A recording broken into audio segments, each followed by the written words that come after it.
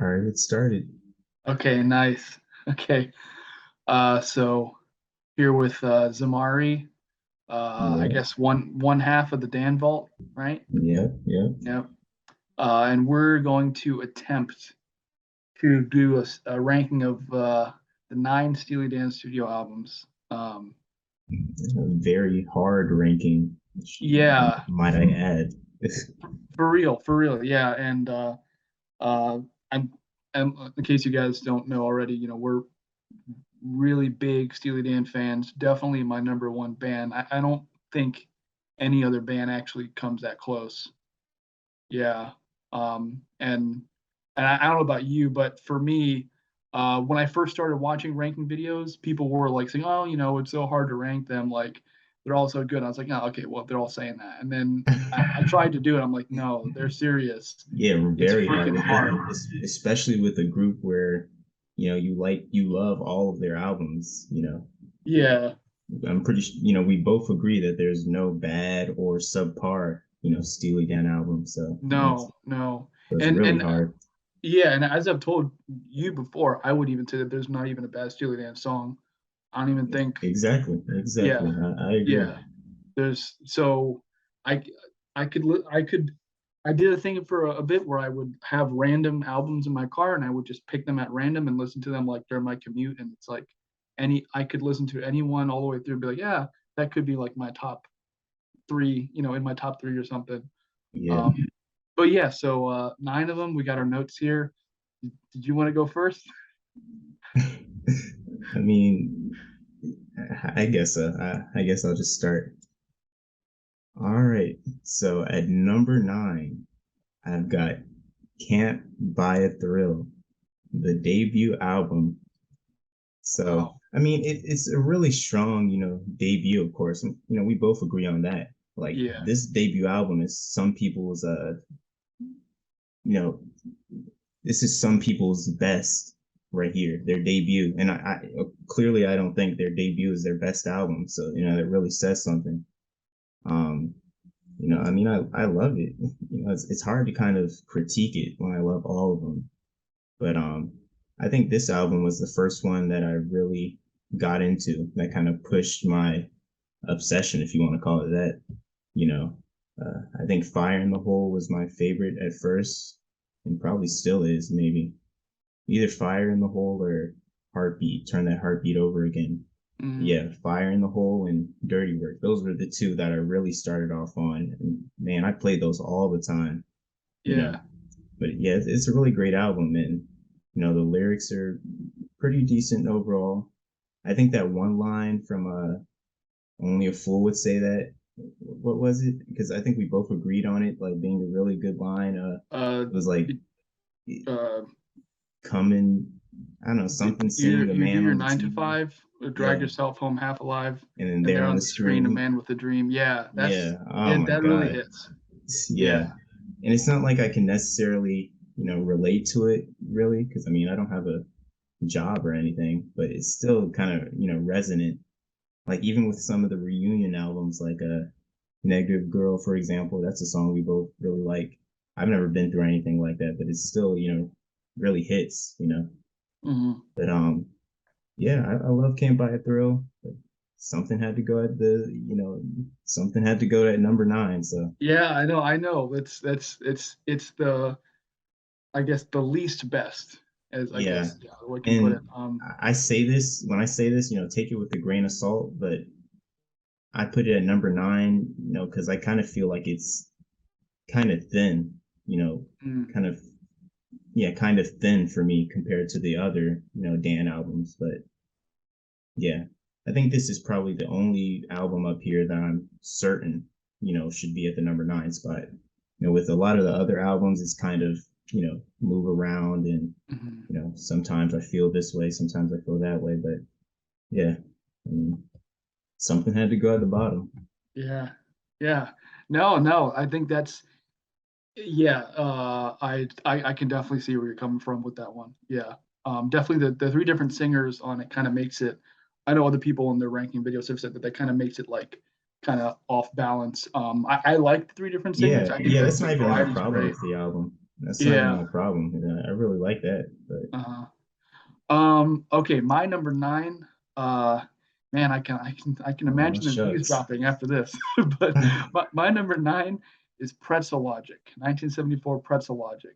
And I was thinking about this before you got on the call. I was like, I bet you his bottom album is Pretzel Logic. Oh, man. I Oh, mean, why? How come? Why'd you think that? I mean, Pretzel Logic. It's kind of the more rough and just you know eclectic album. So I Yeah. mean, not saying that's bad, of course, but I could kind of see a lot of people putting it really low or maybe their least favorite album. So I guess it makes sense. Yeah, the reason is I put some notes here. It says I really like Night by Night, Berrytown. I love Berrytown. I wish they'd play it live like Hmm. recently. Pretzel Logic, title track, and Charlie Freak, super underrated. Oh Love yeah, the guitar solo and Monkey in Your Soul. I think Monkey in Your Soul, people kind of give it some crap as like the closer, which I can kind of see like in comparison to more like serious songs like Pretzel Logic or even Charlie Freak. Like it seems kind of oddly placed, but I, I I I still can't believe that Walter sang it live. I wish I was able to see it at that point, but like just the lyrics and like the whole feel, it's a really interesting closer. Faithful cover of East St. Louis Toodaloo. Yeah, it is a faithful cover. But like, what did I say? yeah, I and said they I really respect. added their own kind of sound to it. It's the kind of I guess that effect on the guitar to Mhm. sound like the mute trumpet. That's really fun. Yeah, the last thing I said, I respect. Well, I said I wish they'd play with the gun live. Yeah, if only Donald. Oh I my know God. him and Walter kind of disowned that song, like they did Yeah. with uh what was it, Dallas and Sail the Waterway. I said I respect the concept album, but some songs a little too short. And I mean, looking at the songs, like even like Through with Buzz or like Parker's Band, the ideas are concise and they're beautiful little vignettes, but they are kind of short. And so I think a lot of those kind of, I don't know, the 2.5, 3 minute like ratio of the song lengths don't compare to like some of the other songs that are like really long. Hmm. And Yeah, and it is their longest album too. It's 11 songs, but 11, with a few songs being really short. So of right. course, they could afford to make it longer. But even then it's like what, 35 minutes or 36 minutes, like it's, Yeah, pretty short. yeah. But again, I appreciate the creativity of it. I really like that. It's just I the songs I really like on it, I just don't outweigh the other ones, so it had to be. So but All okay, right, so so you're number eight. at number 8, I have Pretzel Logic. Okay. So, I mean, there's nothing that I didn't agree with, that you said. Some of my notes I put are I love this album a ton, and it's probably the album I've listened to the most, surprisingly. Mm, Maybe neck and neck with Two Against Nature, because when I got Two Against Nature on vinyl, I played the hell out of that, mhm, every day almost. But yeah, I really like the variety. I know a lot of people kind of that's why it's kind of lower on a lot of people's lists because of the mhm, variety, and it's just kind of it's the weird album. mhm. But yeah, I really like all that. Like with a gun, Charlie Freak, those are both just severely underrated, to be honest. Oh yeah. I, Charlie I Freak's love. like one of their saddest songs. I Oh think I've seen yeah, multiple polls of people saying like, "What's the saddest song?" Charlie and Freak, like, it's really explicit too, so it's not hard to oh catch yeah, on to what Charlie Freak's talking about. So it's really deep, especially.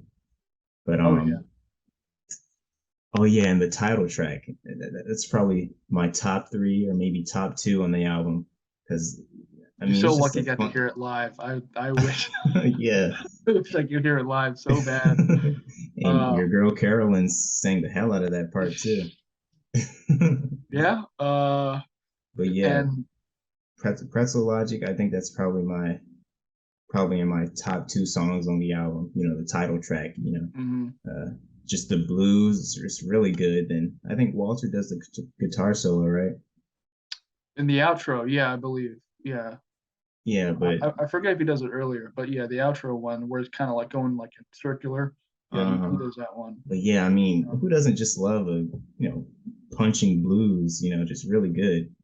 And It really is. Yeah. Of the three songs that have the very similar bump da da intro with that, Black Friday and Chain Lighting, Chain Pretzel Work, Lightning. it takes it. Yeah, Oh yeah. it's such a good song. And then I mean the lyrics on that, the title track, I just think it's pretty funny, with the dude wanting to be in a minstrel show in the 20s, and I mean just Yeah. pretty ignorant, I mean it's one of the characters that they're playing, but Hmm.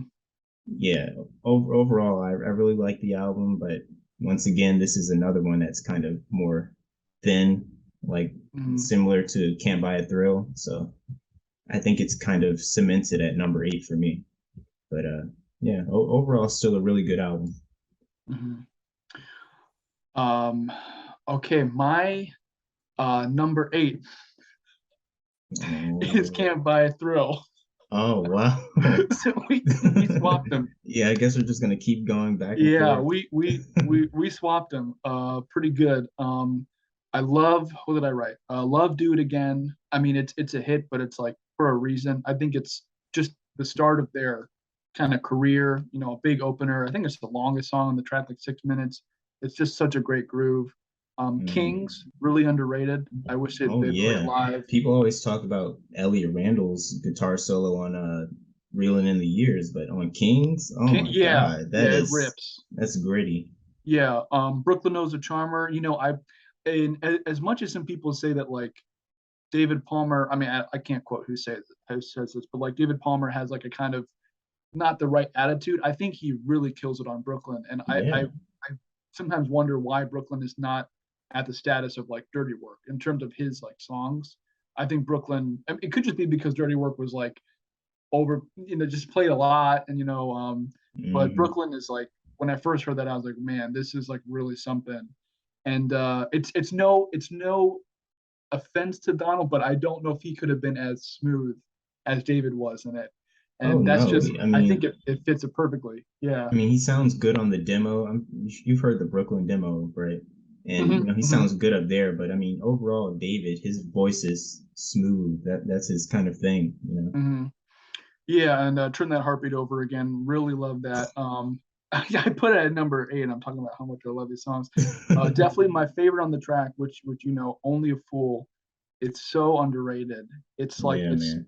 such a good song. I like multiple singers, makes it unique and fits the songs. So I put it at number 8, but I didn't really put like any negatives. I think it's just because the other Yeah, I seven mean, I like more. But again, like I mentioned earlier, this can flip. If yeah, we and listen to it's all relative, compared yeah, if we to listen to the Can't Buy other a Thrill albums. all the way through right now, I'd probably be like, maybe it's like 3 or 4. Or maybe it's So number one. Maybe it's number one. yeah, yeah. I don't know about number one, but but but as a debut, it's damn good. It's Oh it's yeah, really good. yeah, So yeah. really solid, really solid. All right, we'll go up to number 7. I've got Countdown to Ecstasy, number 7. Okay. And Okay. it's kind of funny because I've got, Can't Buy a Thrill, Pretzel Logic, Countdown to Ecstasy, kind of almost the in order, except Hmm. Pretzel Logic and, Countdown are swap. But yeah, Countdown to Ecstasy, this has Bodhisattva. That was the first song that I listened to that like really propelled me into, listening to more of the Dan and That's whatnot. Like I awesome. remember the first time I listened to Bodhisattva, it was just this crazy euphoric feeling. It was just amazing. I mean, Denny's guitar work up there and Skunk's guitar work, Hmm. it's just amazing. Like I love how it, goes between Denny's kind of style where it's more kind of bebop, kind of jazzy. And Hmm. then at the end you get that really gritty and, rocking kind of skunk sound, how he goes Yeah. crazy and Yeah. stuff. It's really good. Um, and I think for a while, Razor Boy, like if you were to ask me like 5 months ago, what's your favorite song on the album, I'd probably say Razor Boy. Because Wow. I mean, and it's weird too, because that's not even my favorite song on the album anymore. Uh, Now I'd probably say King of the World, but for a while, I guess Razor Boy was my favorite for whatever reason. mm, I think I really like the Victor Feldman, the vibraphone kind of part. And mm. that was really catchy. But yeah, I mean, it's a solid album. I mean, what Oh else can I wow. say? Um, oh, I didn't know why it didn't sell good initially, because I'm pretty sure you know that it didn't sell well when Mhm. it first came out, which is, ridiculous. Because I mean, it's a great album. I mean, I don't think it's, really any different from Can't Buy a Thrill, really, in Yeah, terms of they go how pretty good, well hand in hand. Yeah. yeah, in terms of the quality of the songs. Like Bodhisattva and Miles School are, both classics now. Like, Mhm. I think I saw a video of Toto playing it, and everyone loves those songs now. But for whatever reason, initially it wasn't a big hit or whatever. But um, yeah, it's a really good album. And oh yeah, I said I initially I was gonna put it kind of in between Can't Buy a Thrill and Pretzel Logic, but Mhm. I don't know. It just overall I think it's really tight compared to Can't Buy a Thrill and Pretzel Logic. It just, I don't know, it just has this punch to it, like a Boston Rag, and even the opening with Bodhisattva, you just got that, that drum beat, and it's just like, oh shit, like you're going to be in for a ride on this one, Yeah. and yeah, it's a great album, great album. Good. Good. So a number seven for me is Countdown to Ecstasy. Oh my god. Man, we got the first three and the bottom three. Oh man, Yep, basically yep. just switch it up for a bit. Yeah. So I mean, but that just goes to show like it, they kept switching for me too. Before it was number nine, and then it was eight, and then Pretzel Logic Hmm. was seven, and then blah blah. Favorite song is Your Gold Teeth. I didn't care for it too much when I first heard it. Definitely like Your Gold Teeth a lot more, and then I listened to Your Gold Teeth a lot, and I'm like, man, it's just like Your Gold Teeth, Green Earrings, Chain Lightning. They're just the kind of songs where you can just riff and have amazing Oh yeah. solos when they do it You live. don't even need words, just everyone just get Yeah, together and just improvise, yeah. and The change. groove is just great. I said perfect groove with great solos. Love the live solos in 2011 and 2013. I really wish I got to hear that. Great opening song. Hmm. Almost as good of an opener as Night by Night. But I said a little tired of Bodhisattva and My Old School, but it's hard because they're both great simple songs. I said that on a lot of albums. It's not that they're bad; they're wonderful songs, but I think like we just hear we hear the hits over and over, and that's doesn't diminish them at all. It's just like sometimes I try to find those rarities. You know what I mean? Like you try to Hmm. listen more like, okay, well, this is what the general public loves, and it's good. I understand why I love I, them, but like, let's I go I deeper. I Mhm. think it'd be fair to say that Miles School and Bodhisattva are the Kid Charlemagne and Don't Take Me Alive of Countdown to Ecstasy. Oh yeah, Would oh you yeah. agree? Those are like the really great guitar songs, the classic Yeah, guitar yeah. songs. And they're good. I mean, like as much as I would say that if I see them live and they play Bodhisattva or My Old School, like I love it. I can't say like, oh, hit again. Like I'm not gonna do Yeah. that. I mean, Um, maybe if they did Dirty Work, I'd probably say that. But and Dirty Work's still a really good song. They're all really exactly. good, but Yeah. Yeah. I you don't care hear how many that so times many like, times, so yeah. to an extent it can get kind of stale. Right, right. What was it? It was in The Sopranos. It was in the Suicide Squad trailer for the second And movie. then It was that in Euphoria American show, Hustle. Oh, it was in you for. I didn't even know that. yeah, I think that was earlier this year. Uh, Everyone on TikTok was posting about it. Dirty Work. Razor Boy and Boston Rag are underrated. Used to dislike them. Yeah, I used to like when I first heard a lot of these albums I put in these rankings, like some of the songs I first heard that I was like, I really love them. Razor Boy, really good. As much as I love the live version that they did, that he kind of Donald kind of changed up and had the Danette sing it and Jim did Hmm. play that like extended intro. Kind of wish they played the actual version, but Yeah, I think I uh, prefer, Donald saying it. The Danettes do really good, like even on Dirty Work. That's perfect, mhm, I think. But Donald's kind of voice and carrying the tone of Razor Boy and stuff like that, I think that would yeah. be better live. Yeah, plus I can imagine him just singing it like by himself. Yeah, a great skunk solo in the Boston Rag. Really unique opening and guitar breaks make for an overall unique song. Yeah, Boston Rag is just like the guitar stuff in the beginning. I thought was so weird at first, and then I thought, man, it's it's such a good rocking song. Yeah, and then And when then the you hear whole slow the part in the middle is like, it just overall, it's an awesome song. Um, Sounds more complete than Can't Buy a Thrill. Um, Uh, I guess kind that's of. just because the singing thing, even though before I said I didn't mind it, I think also the runtime for the 8 songs is just much tighter. Yeah. And Showbiz Kids and Pearl of the Quarter are great, but aren't like the others. Well, I mean, they're good songs. I definitely like the live version of Showbiz Kids a lot more than the Oh one on yeah. the album.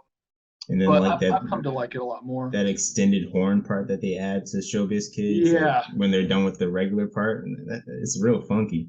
it's super funky. Yeah, but overall, I think the main reason I don't know why I didn't put this, but like favorite songs, Razor Boy, Boston Rag, Your Gold Teeth for sure. I think like and King of the King of World? the What? World, yes. I think those are just solid songs. All the other ones are really good too, but I think those that's why it was bumped ahead of uh, Pretzel Logic and Can't Buy a Thrill. Mm. And So I yeah, think kind of the reason, part of the reason it didn't sell so well is because they made Showbiz Kids the single. I mean, come on now. I just think yeah, that's I don't know why they did that. that is so that's a horrible move. I mean, it's a good song, but that is not single worthy or You like probably had to censor it too, right? I would think so. If I they put it on the imagine, yeah, radio, it has that fuck part. But yeah. Hey, yeah, they I got the think whole "Everyone's Gone to the Movie" on the radios, and that doesn't have any swearing, but oh I yeah, mean, we'll get to that. We'll get to yeah, that. we'll get to that. So yeah, that's my number. The first 3 down. So All now we're right, going to number so 6. number 6. Oh man. So I've got Everything Must Go for number 6. All right.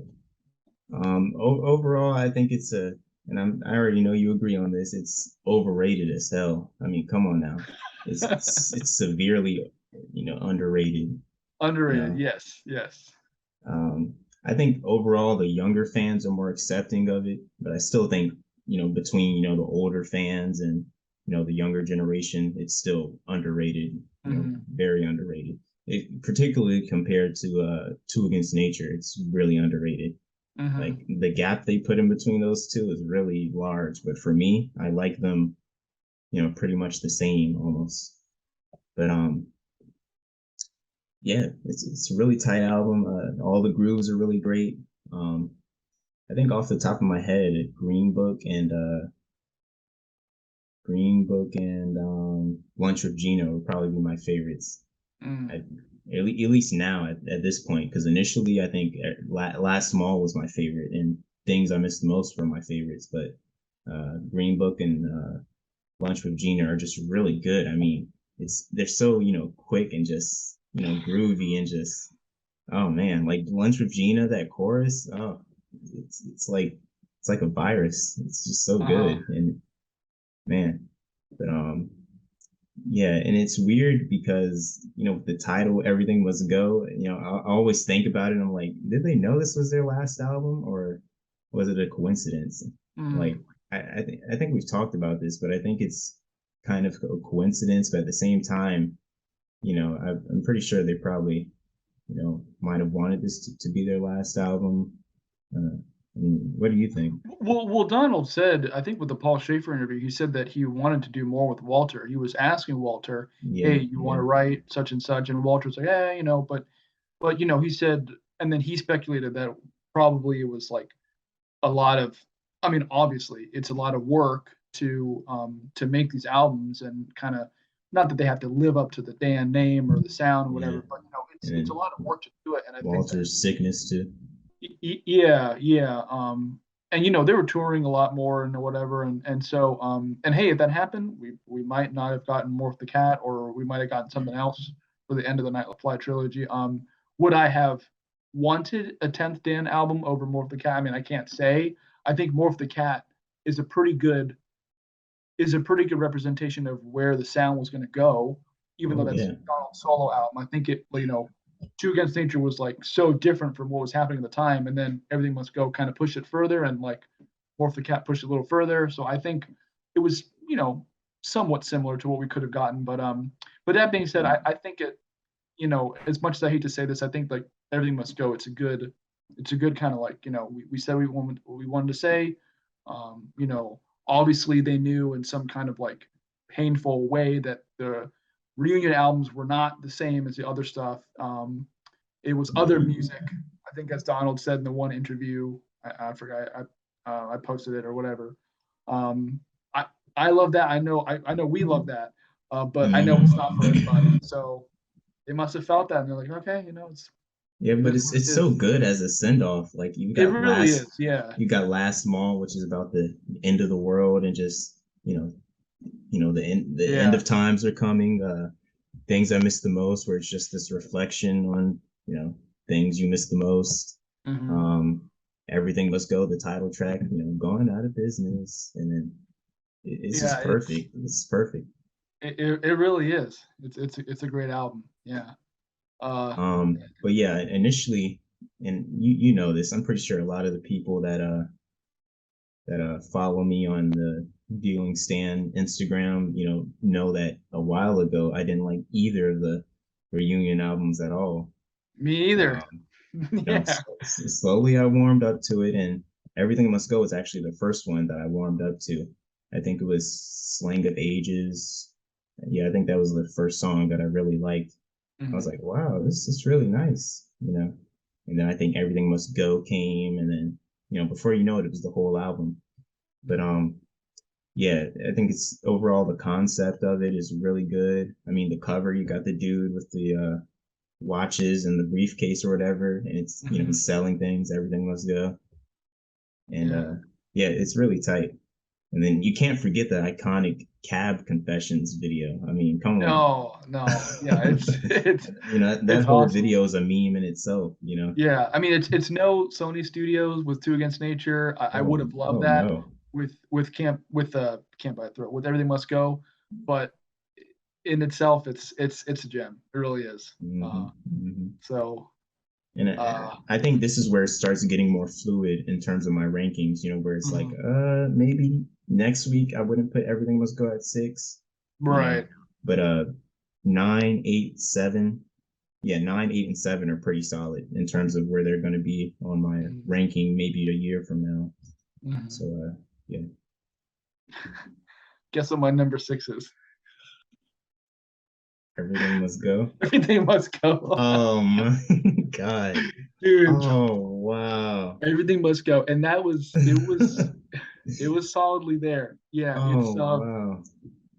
yeah. The one thing I mentioned before, I think it was like I did some unboxing thing about like Two Against Nature CD or whatever. The reunion albums, like they're just the harmonic language is totally different, and it's I think, and again, this isn't a knock on anyone. I feel like people who were young during the time when the Dan was like big and when they're still touring and whatnot, like my dad included, like his generation, you know, Mhm. the newer reunion albums might not be for them right off the bat. I think they definitely take the longest to get into, for Yeah. sure, but the payoff is really good, and just the creativeness of all the songs, even the songs like Pixeline and like unfortunately Lunch with Gina, which I really like now. I didn't like so much before, um, but I was able to still respect the creative aspect of it. And like I don't know, and they're much longer. I think overall the songs on Two Against Nature and Everything Must Go are like I averaging mean, much longer, like five West of minutes or so. Hollywood for sure. That long Oh yeah, it's ass, like 8 minutes. sax solo. Half of Yeah. the song is just, sax improvisation. Yeah, I said love the harmonic language. That's a big part of it. Which the older albums, especially the first three albums, like they weren't really pushing it that yet, which is Hmm. understandable because that just wasn't really the time. Love Hmm. the harmonic language. Green Book is favorite on the album for sure. Oh Um, yeah. I mean yeah, really. And I was that yeah. back and forth with the synth solo, and Oh Donald doing the synth, and then Walt on the guitar just talking back and forth. That's amazing. man, to see that live, man. I because they played it in 2013. I think that was part of the default set. Like I wish we could get that now, but but Uh-huh. I mean, and then just the fact that like the lyrics, like I was saying, like Green Book, like isn't that like that was like a thing like back in the 20th century, like in the South, I thought like that's where like it was like the route where I think blues players were allowed to they were allowed to Yeah, it was a movie too about this yeah, the movie black was based on it. pianist. Hmm. Yeah, yeah. so I saw that title. I was like, okay, well, Donald and Walter must know what that is. But then wait, we're talking about like Maryland 4.0, like Jill St. John. Like, what is this, like some porn thing? I don't know.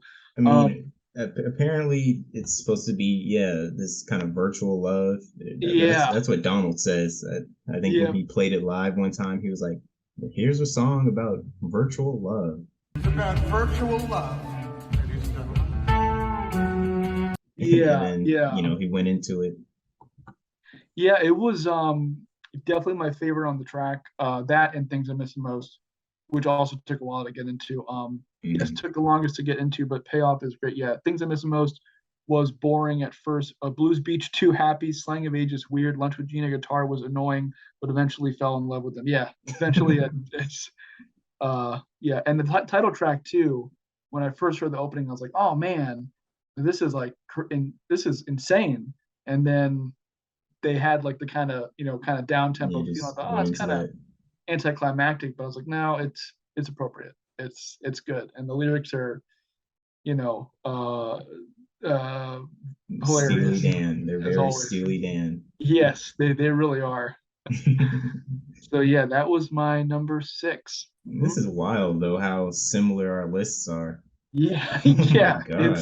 yeah we did not discuss this beforehand for All anyone right. watching. Yeah. And then number five, as I guess kind of expected, Two Against Nature. Two Against Nature, Hmm. the comeback album of the century.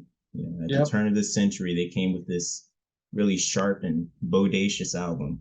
I mean, Hmm. even the album cover is just amazing. Got this lush green grass and then the two shadows. It's like, Hmm. this is really good.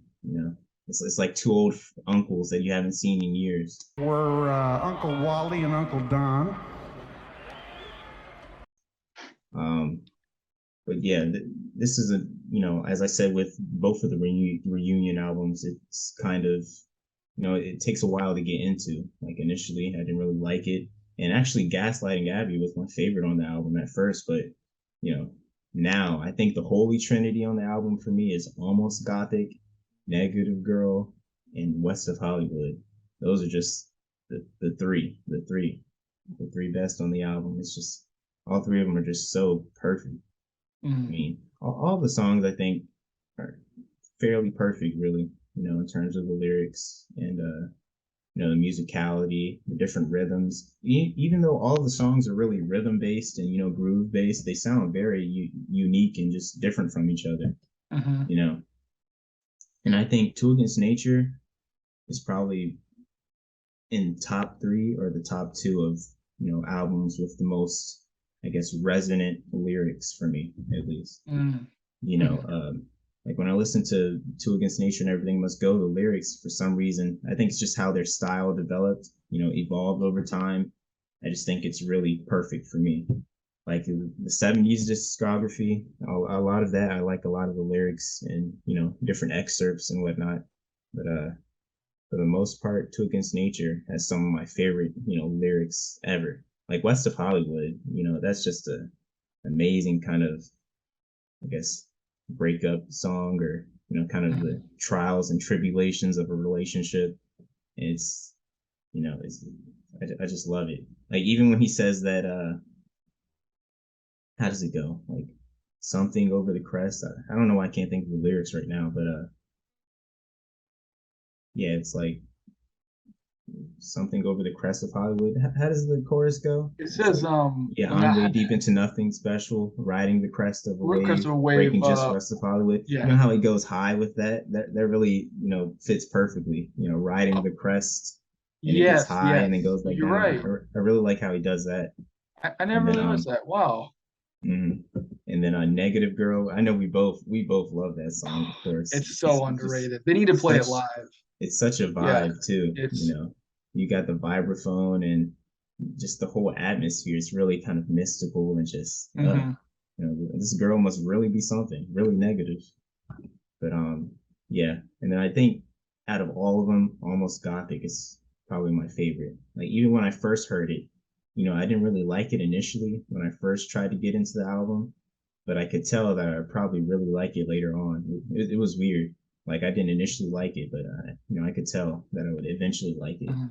And now it's my favorite song on the album. It's just, man, it's just beautiful. Like when I first heard it, I was like, wow, is this really Donald? With the lush vocals and really sensual and kind of I wouldn't necessarily say sincere. He's still kind of playing a character, Right. this falling for this girl and whatnot. But it's beautiful. And then your boy Michael Linhart kind of tones it down a little bit with the trumpets trumpet solo. It's really beautiful instead of that talking kind of style that Yeah. he does live. Mhm. But yeah, it's a beautiful song.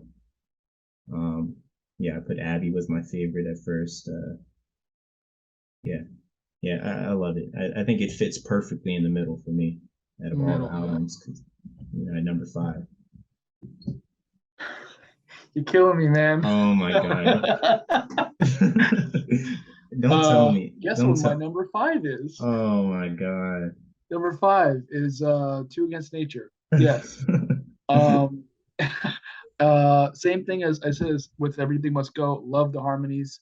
I think the reason I like this one a little more than Everything Must Go is I think Everything Must Go is not that there aren't any serious songs on it, but I think the songs like Almost Gothic, um, Jack of Speed, West of Hollywood, the seriousness of them kind of, Yeah, because every song in like Everything Must Go is kind of sarcastic, like tongue in cheek, yeah, and they're all kind of I don't want to say middle of the road, but and they all sound different, but I don't know how to describe it. It's very like Walter said, it's a party album, you know.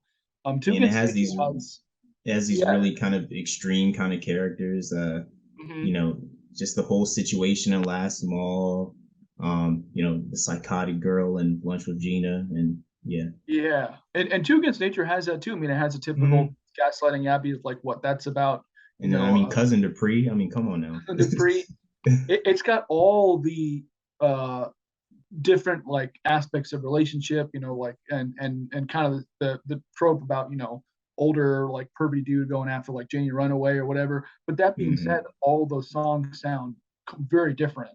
I said really great bass lines, very other music, like Donald mentioned that one interview. Odd melodies and choruses, and took a long time to get into, but now I really enjoy every song. Yeah, that's the same thing I mentioned with my one unboxing thing with Two Against Nature. I think the choruses and a lot of some of the verses kind of push the harmonies a bit far, and at first they're not really as catchy as some of the older like stuff. I think that's Yeah. what throws people off immediately, because that's I, that's how I felt.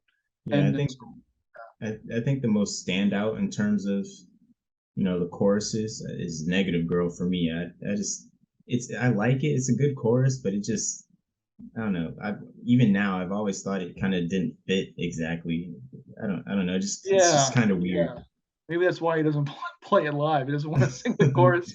I the same way. And Negative Girl is my favorite song on there. I love that song so much. I told you mainly because like that was the only dance song I was like, oh shit, like I've been this person. Like I've been with a negative girl. Like Hmm. I know what he's talking about. Um she wasn't zooming on a couch somewhere, but like it was definitely like, that was like, wow, okay, I can feel that. That being said, the first chords, it almost kind of reminds you of Kuli Baba. The way the chords just like they're just so out there. Same with like the intro to Miss Marlene in the same way, but Negative Girl's got such an edge to it that like I don't Oh, know. It's hard to describe. Used to hate West of Hollywood. Now I love the complexities and amazing sax solos. oh wow. Yeah, all those like different harmonies and the sax solo itself is just so it's just really ambitious and it comes out of Yeah, nowhere. very. At first I was like, okay, they're just trying to be like jazz. This was And like, it's 4 minutes long. The sax solo is yeah, like, four oh, okay, minutes this is like long. much. But after a while, like, no, this is really it's something incredible. Gaslighting Abbey, an amazing groove, as is the title track. I used to hate title track Two Against Nature. I love it now. It's the kind of like the Yeah, samba rhythm, yeah, the that was my drumming least is really favorite at good. first too. Yeah, and the horn, da da da da da, those melodies and like the really tight Hmm. horn clusters. kind of reminds me of the horns uh in the middle of the verses in My Arrival, but like they're really dissonant Oh at first. I'm yeah. like, ah, that's awesome. Jack of Speed and Negative Girl, wish they played live. Janie Runaway. Janie Runaway has a slapping bass line. It's really good. The only thing about Two Against Nature is I wish it had a clearer bass line, because in the 80s and like late 70s when they had Gaucho and they had Nightfly, the bass part is a little more prominent. The timbre is a little higher. It's not so like deep in the mix. Versus like, and it was the same way too with Sony Studios in the live concert. But when they have it on like the recording, I know what it sounds like because I've listened to it, a billion times. But I still wish it was like a little bit more prominent and it wasn't so hidden in the mix. Yeah, and it's really nice to listen to those 5.1 channels and stuff. That's really cool. Yes, You get a yes. whole different perspective. Like Uh, I think I posted with Peg, I posted the, what's his name, Paul Griffin's kind of vocal part at the end, where he's kind of, ad-libbing and speaking at the end of yeah, Peg. Like you can really hear what he's saying, and it adds a different perspective to it. So mm, it's really nice. yeah, and almost gothic as well. It's the first thing I heard. I was like, oh, this just sounds kind of like, weird. Like, what's gospel time? Like, what is that? And so, but the horn part's so beautiful. Really a shame that they played it once. What a shame about Donald and Walter. Really. That's one thing too. What a shame about me. It was such like the I think I talked about this too. It was just such a weird, like out of nowhere chorus. But I mentioned it was kind of like a Debbie Downer thing, where he's like, well, 2 weeks out of the rehab, I'm taking one day at a time, you know, Mm. all this kind of stuff. He's kind of like bogging down the feel of the song. It like literally like slows down and it feels like it's like in the mud. And I think that characterization of it's smart. It's Yeah, so and then perfect. you can't forget he says "my old school" in the song too. Yeah, they're like Make believe we're back at my old school. I think it says yeah, make believe we're back at our old school. Yeah. I think, but yeah, Uh, but it's basically yeah, and then he can't do it. I've always thought that's kind of they purposely kind of added that to be kind of a callback, Probably, yeah. but even if they didn't, it's still cool, nonetheless. Oh yeah, the lyrics and the whole thing are great, all over the place, but they're great as always. So yeah, You, it's a solid number five. That probably won't. I can't see it getting much lower than that. To be yeah, honest. definitely not. Yeah. So yeah, But you uh, said Negative Girl is your favorite on the album? yeah. I think it wasn't at first. I think my favorite was also Gaslighting Abby, and then I thought Jack of Mm. Speed was a good groove, even though I liked the live '96 version with Walter. I thought it kind of rocked a little more. Oh yeah. And I like Walter singing, but Negative Girl, it's just I don't know. It's just it hits you right in the It's feels. otherworldly, you It know. is, especially the outro. All like it's so beautiful. Yeah, that I don't know what else to say about it. Yeah, and then that vibraphone part in the middle, that Mm-hmm. solo that happens, and you just got that nice beat, and it's just it's just too Yeah, perfect. yeah, but yeah, Amazing. it's really good. It's really good. All right, we go up from number 5 and to number 4. I've got Katie Lied at number 4, and I see you got the Katie Lied hat on too. Yep. So Katie Lied, I think, just being a part of this whole Dan community for like a little over a year now, I've kind of come to see that Katie Lied seems to be everyone's darling. That's how I think of it, because it seems like Really. every other week or so, someone's telling me, hey, Katie Lied is so underrated. Like it's so underrated. I can't tell you how many times I've heard that. But I think that's partially true. But at the same time, just how many people have told me that, I think it's a pretty well loved album. Oh You know, yeah. Oh yeah. and clearly I love it. It's at number 4. I think out of all the albums, it still has its such a unique and distinct kind of feel overall. Like even when I first got into it, it's always just had this distinct kind of unique feel and sound to it, and this charm to it. Um, yeah, it's really good, and it works as a great transitional album too. Hmm. It's perfectly in the middle. It has kind of the rocky and kind of blues and soft rock kind of feel, but it incorporates a lot of really jazz fusion. I mean, your Gold Teeth too. I mean, that's I don't need to say anything about that. That's I think it's fair to say that would be the Asia of Katie Lied. I mean, Yeah. would you? Yeah, it's just really good. Like Uh, Denny, I think Doctor Wu might be the Asia of K-Line. That's just in terms of like how much yeah, passion and how much yeah, like yeah. the drum and the sax part just going at it. Yeah, I Might be think your Gold Teeth too and Doctor Wu as well. to get Because yeah. Doctor Wu, that whole outro where he's just like, "Can you hear me, Doctor?" And then Jeff It gets me. Porcaro is just going crazy on the drums, and then what's his name, Phil Woods on the sax. Just oh my god, it's wild and it's perfect.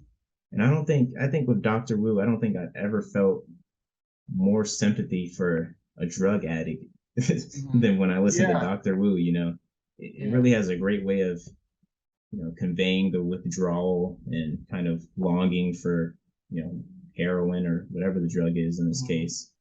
Um, yeah, I think that's probably the most passionate song on the album, in my opinion. But that Gold Teeth too, that whole section with Denny just going at it on the guitar, and then those hard piano chords just dun dun dun, and just oh It's my something. god, It really that is something. that's probably one of the main things that I listen to now that I've always loved about Steely Dan. Out of all the songs, like whenever I listen to Gold Teeth 2 and I get to that whole guitar part, that always just knocks me back and just takes over. It's man, it's really something. Yeah. And it's funny to compare it to Gold Teeth 1, because Gold Teeth 1, that probably has one of my favorite solos ever. With that keyboard solo. Mm-hmm.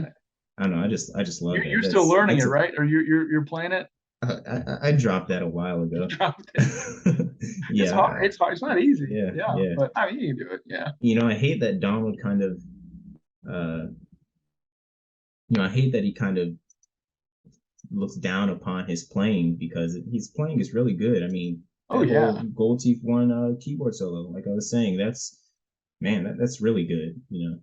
I wish he would do more of that live instead of handing it off to Jim Beard all the time, or you know, like the only time that he kind of improvises is like that. Well, yeah. The only time he improvises is that end part on Pretzel Logic, where it's like da da da da da da da da da. Yeah. He Yeah. does a little kind of keyboard lick, and then he does another one, and then it ends. That's probably the only time he really improvises, unless maybe a show here and there he'll have like a little interlude where he's fooling around on the roads and stuff. But yeah, Donald really needs to put out some of his keyboard talent a little bit more. He does. Hey, well, that's something to look forward to with his fifth solo Oh album. yeah. Fingers crossed. Okay, yeah, with Katie Lied, I almost ranked that below Tan, Two Against Nature. Wow. Okay. It was kind of close because, like I said, those lyrics and just the overall attitude of Two Against Nature is just, oh my God, it's just amazing.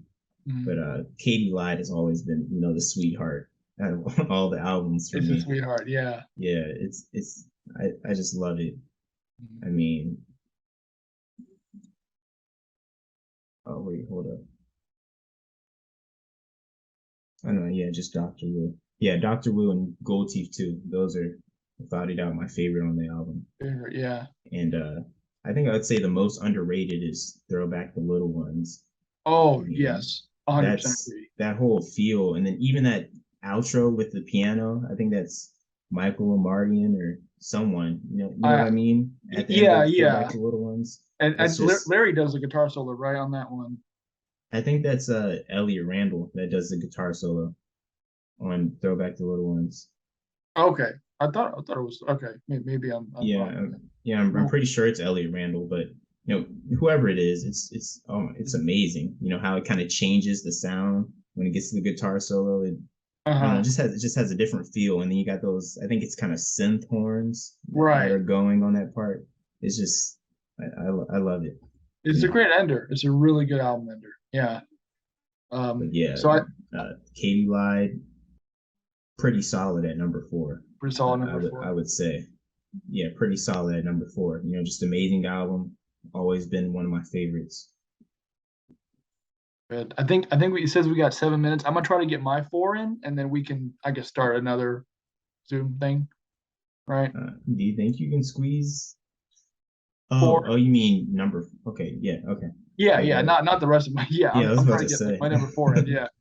All right. So number 4 for me, right before Two Against Nature, Gaucho, 1980 Gaucho. So number 4. Okay. This was Okay. hard because it's, man, this is one of the albums where it's like, and I don't know why I think this in this probably your generation more, even though 10 years apart, not really too far up, but I think Mhm. that seems to be like the album that people are kind of getting into the most. And it wasn't that like I ever disliked that. But I thought, okay, well, of course, someone's gonna hear second arrangement, think, oh, that's so cool. Like that drum beat's so cool. Drummer profession is so cool. You know And to what's me, I was like, oh, well, there's more to it than that. But even then, it's like it really, the beats are just, the grooves are, they're so good. yeah, I And mean Wendell came in the studio and yeah, tore it up. Wendell was tearing it up. Yeah. I wrote Babylon Sisters, one of their best songs, Instantly Fell in Love. It's so, I used to think like that's such a weird opening. Like why? Like, but it's such a gorgeous song. Such a real story. And like the very clear downfall of the character. I'm not what I used to be. Um, Mixing is great. And then I put in parentheses, why bother saying this? I mean, Oh it's yeah. it's really good, of Yeah, I mean course. that's their whole thing. They became, Yeah, perfect. yeah. Who was it that said like it sounded like it was mixed by God himself? New York Times came out with a review of Gaucho. They were going on and on about the songs and lyrics. And at the very end, this guy says, and I think it was recorded by the Lord himself. Wow. I put love the harmonies in Glamour Profession. Oh yeah, and that one John Harrington interview recently that he did, he said he heard it to Ravel. It's a French composer, like 20th century, like impressionist, very like weird harmonies that kind of go out there, which is that's very much Glamour Profession. Love the Hmm. storytelling and characters, of course. It really paints this perfect like ally concession and all these different like shady characters. It's Yeah, it's it's another really atmospheric tune it right really there. is. Yeah, and it's about power. It's this dude has this power over these people. Such a great song. I wish they played it other than just on album night. And I think Gaucho title track is my dad's favorite dance song. I'm not. I think it's true. I don't know why I thought to include it. I guess, but the title track took me a little bit to get into. I thought it was Oh kind of yeah. slow and like kind of boggy at first. The lyrics were funny, but then really like, oh, that's really touching that they would write a song about that. It's like, um, uh, and then there are some like other theories about like, well, is it actually about like Donald and like Walter is like trying to talk about Walter's drug addiction and this and that kind of stuff. But it's a great song. It's a great. I Yeah. think the story is straightforward. However you want to take it with lyrics.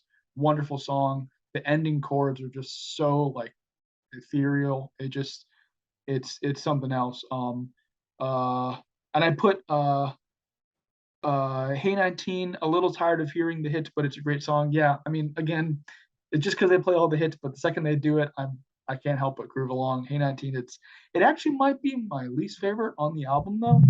Um, My Rival, great from the start. Wish they'd play it more. Love the groove, funny lyrics, instrumentation, and the character perspective. My Rival is just that one song where it's like, it's so underrated. It's such a good song. And the character, very similar to the character in like everything you did. It's just like, it's not someone telling a story about someone else. It's like this character's perspective is so like, oh, I've got a detective's on his case. He's got a scar across Hmm. made, like milkman used to my space, somebody screamed somewhere, like I struck a match. Like it's just so like this guy is like, a fool in love with time to kill, or whatever line was. It's such a hilariously pathetic character. But I love it. I love it so much. And it's got a great groove. Yeah, super underrated. Bored And of it, Third World Man at first, now I love it. What else is new? Yeah. uh, Amazing guitar solo, Larry Carlton. It's got all these great like different angles on it, and like I think that's one thing John Harrington also said. I think that was his favorite solo, I believe, of a dance song. He said he liked the shape of the the solo and kind of where it went. It's really moving, really powerful. mhm, Before it was like, oh, this is kind of slow. Like I guess it's a good album ender because it's a bookend because yeah, Babylon is. very similar to But the Royal Scam title track in terms of kind mhm, of the lyrical content. very dark, yeah. But it's real and it really does hit you in the feels and it shows you, yeah, Donald and Walter are not just Not sarcastic just like yeah, dudes. sarcastic, silly goofballs. Yeah. I said a powerful song has made me cry. Yeah, once. Really shows the human side of Donald and Walter. I think I probably when I listened to like the live version they did. I think it's the Chicago 2009 Royal Scam Night. They have uh Larry Carlton there doing the solo, and like towards the end, Keith just rips shit on the drum fills, and I was like, oh my god, like Third World Man is it's something else. It's something else. So that I think Third World Man, Babylon, My Rival, definitely my favorites on Gaucho. Um, might Oh be wow. Babylon's top number Yeah, I one, feel but like a lot of people would say My Rival and Third World Man are probably their least favorite on the album. yeah, Just and no, they're I'd say that from a general consensus kind of point right, of view. right. That's what it seems like a lot of people would probably say is those are their least favorite. I love them. It says less than 1 minute left. I don't know how much longer it is. Like, do you want to just end it now or? Yeah, that was. I mean, Gaucho again. I can't really say why it's in four and not higher. I think. Oh, actually, one thing. When I first heard "Time Out of Mind," I thought, it's kind of like a throwaway track. It just seemed like a party thing. Like I wasn't listening closely. What? I, What? I, yeah. The thing I was saying before. And then the live just kind of died, and I thought that some more I left on me was I said that when I first heard "Time Out of Mind," I felt like it was a throwaway song, mainly because around the same time I found the Los Gauchos stuff. I didn't Mm, know about the second arrangement being erased. I heard second arrangement, I was like, oh, this is amazing. And then I heard like "Can't Write Home About You," "Kind Spirit" sounded a lot like "Home at Last," kind of the piano thing in the beginning. Um, uh, and then I heard of what else did they have? The Bear, which at that time I thought was a Gaucho outtake, not the Asia outtake. And I was like, oh, like this is incredible. Like, and then now they got "Time Out of Mind." It's not the same as these, even though they weren't like complete songs. The other ones, like "I Can't Write Home About You" was like a demo, multiple different demos nonetheless. But but no, I love "Time Out of Mind." So but I guess yeah, the moral is like when I first heard some of those other songs, I thought, oh, these are like party songs and like they're good, and they're catchy, but for some reason I just wasn't gelling with it the first time, because it was so like disco kind of oriented, and mhm. even though I love Bee Gees, I love ABBA, I love like more of that kind of like kind of four on the floor like drum rhythm and other yacht rock songs because we know that Steely Dan is not they're not yacht rock. uh, but I don't know, it reminded me of that, and I was like, oh, this is I, cool. I But mean, like, you know, and this is not to sound, I guess, since some people think it's kind of a derogatory term, but here at the Western world, I could, I guess I could call that a yacht rock song. yeah, Would you agree? It yeah, has the kind of when you think of yacht rock, at least when I think of it, mm, here at the Western world, kind of fits that genre, I guess. But yeah, I wouldn't just straight up call it a yacht rock song. Like I would say kind of rock, pop, mm, you know, jazzy, right. R&B, whatever. But if I were to call any Steely Dan song a yacht rock song, I think here at the Western world kind of fits that. Yeah. Yeah, no, I can see. I never thought about it like that, but yeah, I can actually agree. I think so as well.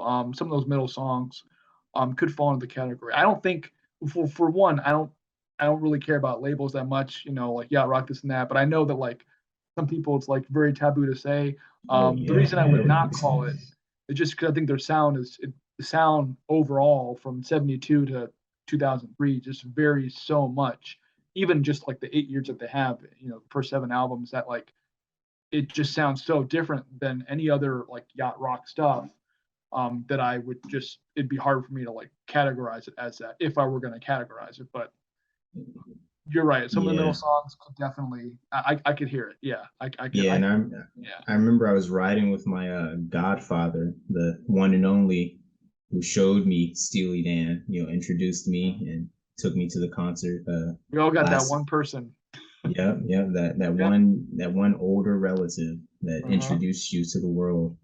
But yeah, I remember one day I was just playing Steely Dan all day in the car, and I could kind of tell he was kind of getting a little annoyed, just playing Yeah. all their songs over and over. But I kept wanting to like really show how varied they are. Like I played With a Gun, then like next I played Green Book, and then it just went everywhere. Because Yeah. of course we think it's really cool just how It varied they are, is. but and it is objectively too, I think so. But you know, he didn't want to keep hearing Donald's voice over and over for No, like no. 3 hours straight. He should have So just played him the Negative Girl chorus over and on repeat. more of the same, more of the same. Yeah, drive him Oh wait, crazy. who? So Oh wait, yeah, never mind. yeah. All right, so let's go to number three, right? At Mm-hmm. number three. So, continuing in the fashion that we have been since we've been ranking all of these and, on this video, I put for number three, Gaucho, you know. Wow. Um, I mean, it's a really good album. I mean, you already know what the next two albums are. I mean, you don't know the Yeah. order, of course, but you know what the next two. And generally, Gaucho, Asia, and Royal Scam are considered like the Holy Trinity. I mean, wouldn't you agree? Well, though, I mean, that's what they do for album nights now. So it Yeah, I must, mean, yeah, it must be. yeah. I mean, and I think that's where the majority of their hits are Gaucho, Yeah. Asia, and Royal Scam. So, but yeah, Gaucho. That's when they hit like the peak in terms of production, I guess. Mm-hmm. They introduced Wendell, uh, with Roger Nichols. And like, was that exactly like the first drum machine, or like, how does it fit in the history of drum machines? Because whenever I I hear about it, they say like it was one of the first, or like it was really, progressive, or like, like was it the first drum machine or what? I don't know the history of that. I just know that he took a big chunk of the budget to Oh make yeah, it, to invent it. They give him like yeah, what, a few weeks or so. They came yeah, back with it, and I can imagine some of the other players on it might have felt kind of like, because but it that's what they wanted, and yeah, you can't deny the product it delivers. yeah. It's And I really like it. I don't I know they were trying to be exact and perfect, which I think, Steve Gadd or Bernard could have easily done, and I would have mhm. been fine with it. I mean, this was kind of all in, I'm not going to say necessarily in their head, but, kind of just what Donald and Walter really felt, wanting to be exact, Mhm. you know, even, just because it's a few milliseconds off, it wouldn't Right, sound different to me, but, right. they wanted to be exact. And I think Wendell adds this really nice aesthetic to it, because some of the songs on Gaucho, you can tell when it's Wendell and when it's purely an actual Yeah. live Mhm. drummer, because Wendell has that kind of digital robotic sound, and I really like that sound too. Um, Trying to think of songs. Yeah, I think Hey 19 has Wendell on it, Mhm. right? You Mhm. can really hear that boom, boom, that robotic sound. I really like that. Um, and then they mix it with, in some of the other songs, they mix Wendell with live drummers, so it has a Was that really. Glamour Profession? Did they mix it with live Glamour Profession? I think so. Yeah, I think Yeah. so. And maybe like two other songs. I don't know, but Mhm. and then some of the songs you can tell whether it's either Wendell or purely a live drummer, which I really like on the album. Mhm. I hate when people say that Wendell sucked. But yeah, I was saying I just hate when people say Wendell sucks the soul out of the music, and Gaucho is too robotic. I mean, if you think that, that's your personal opinion. I respect how you feel about it, but when people try to say like objectively, it's not good because it's too perfect. I mean, come on now. Yeah, I wouldn't say that. It Yeah. it really adds a nice flavor to it, Wendell. With the really precise robotic kind of sound. So yeah, I really like it. Mhm. And then go ahead. Well, I was just gonna say, like, in terms of someone thinking about it sounding less organic and maybe more produced, of course, yeah, that's just part of the sound change. I don't think that has anything to do with whether it's better or not. It's just it's it's not as much of a live feel as maybe like Countdown to Ecstasy or like, Oh yeah. even like Can't Buy a Thrill. But again, that's at that point, it's personal preference. I just feel like, the music is still good, the songwriting is still good, if not like the peak of like their 8 year, span, kind of like what they went up, what they got good enough to do, how it Mhm. evolved, and they were just pushing the boundaries. It's like didn't think they could top Asia at that time, and then came out Gaucho, and it's like there's they're so close.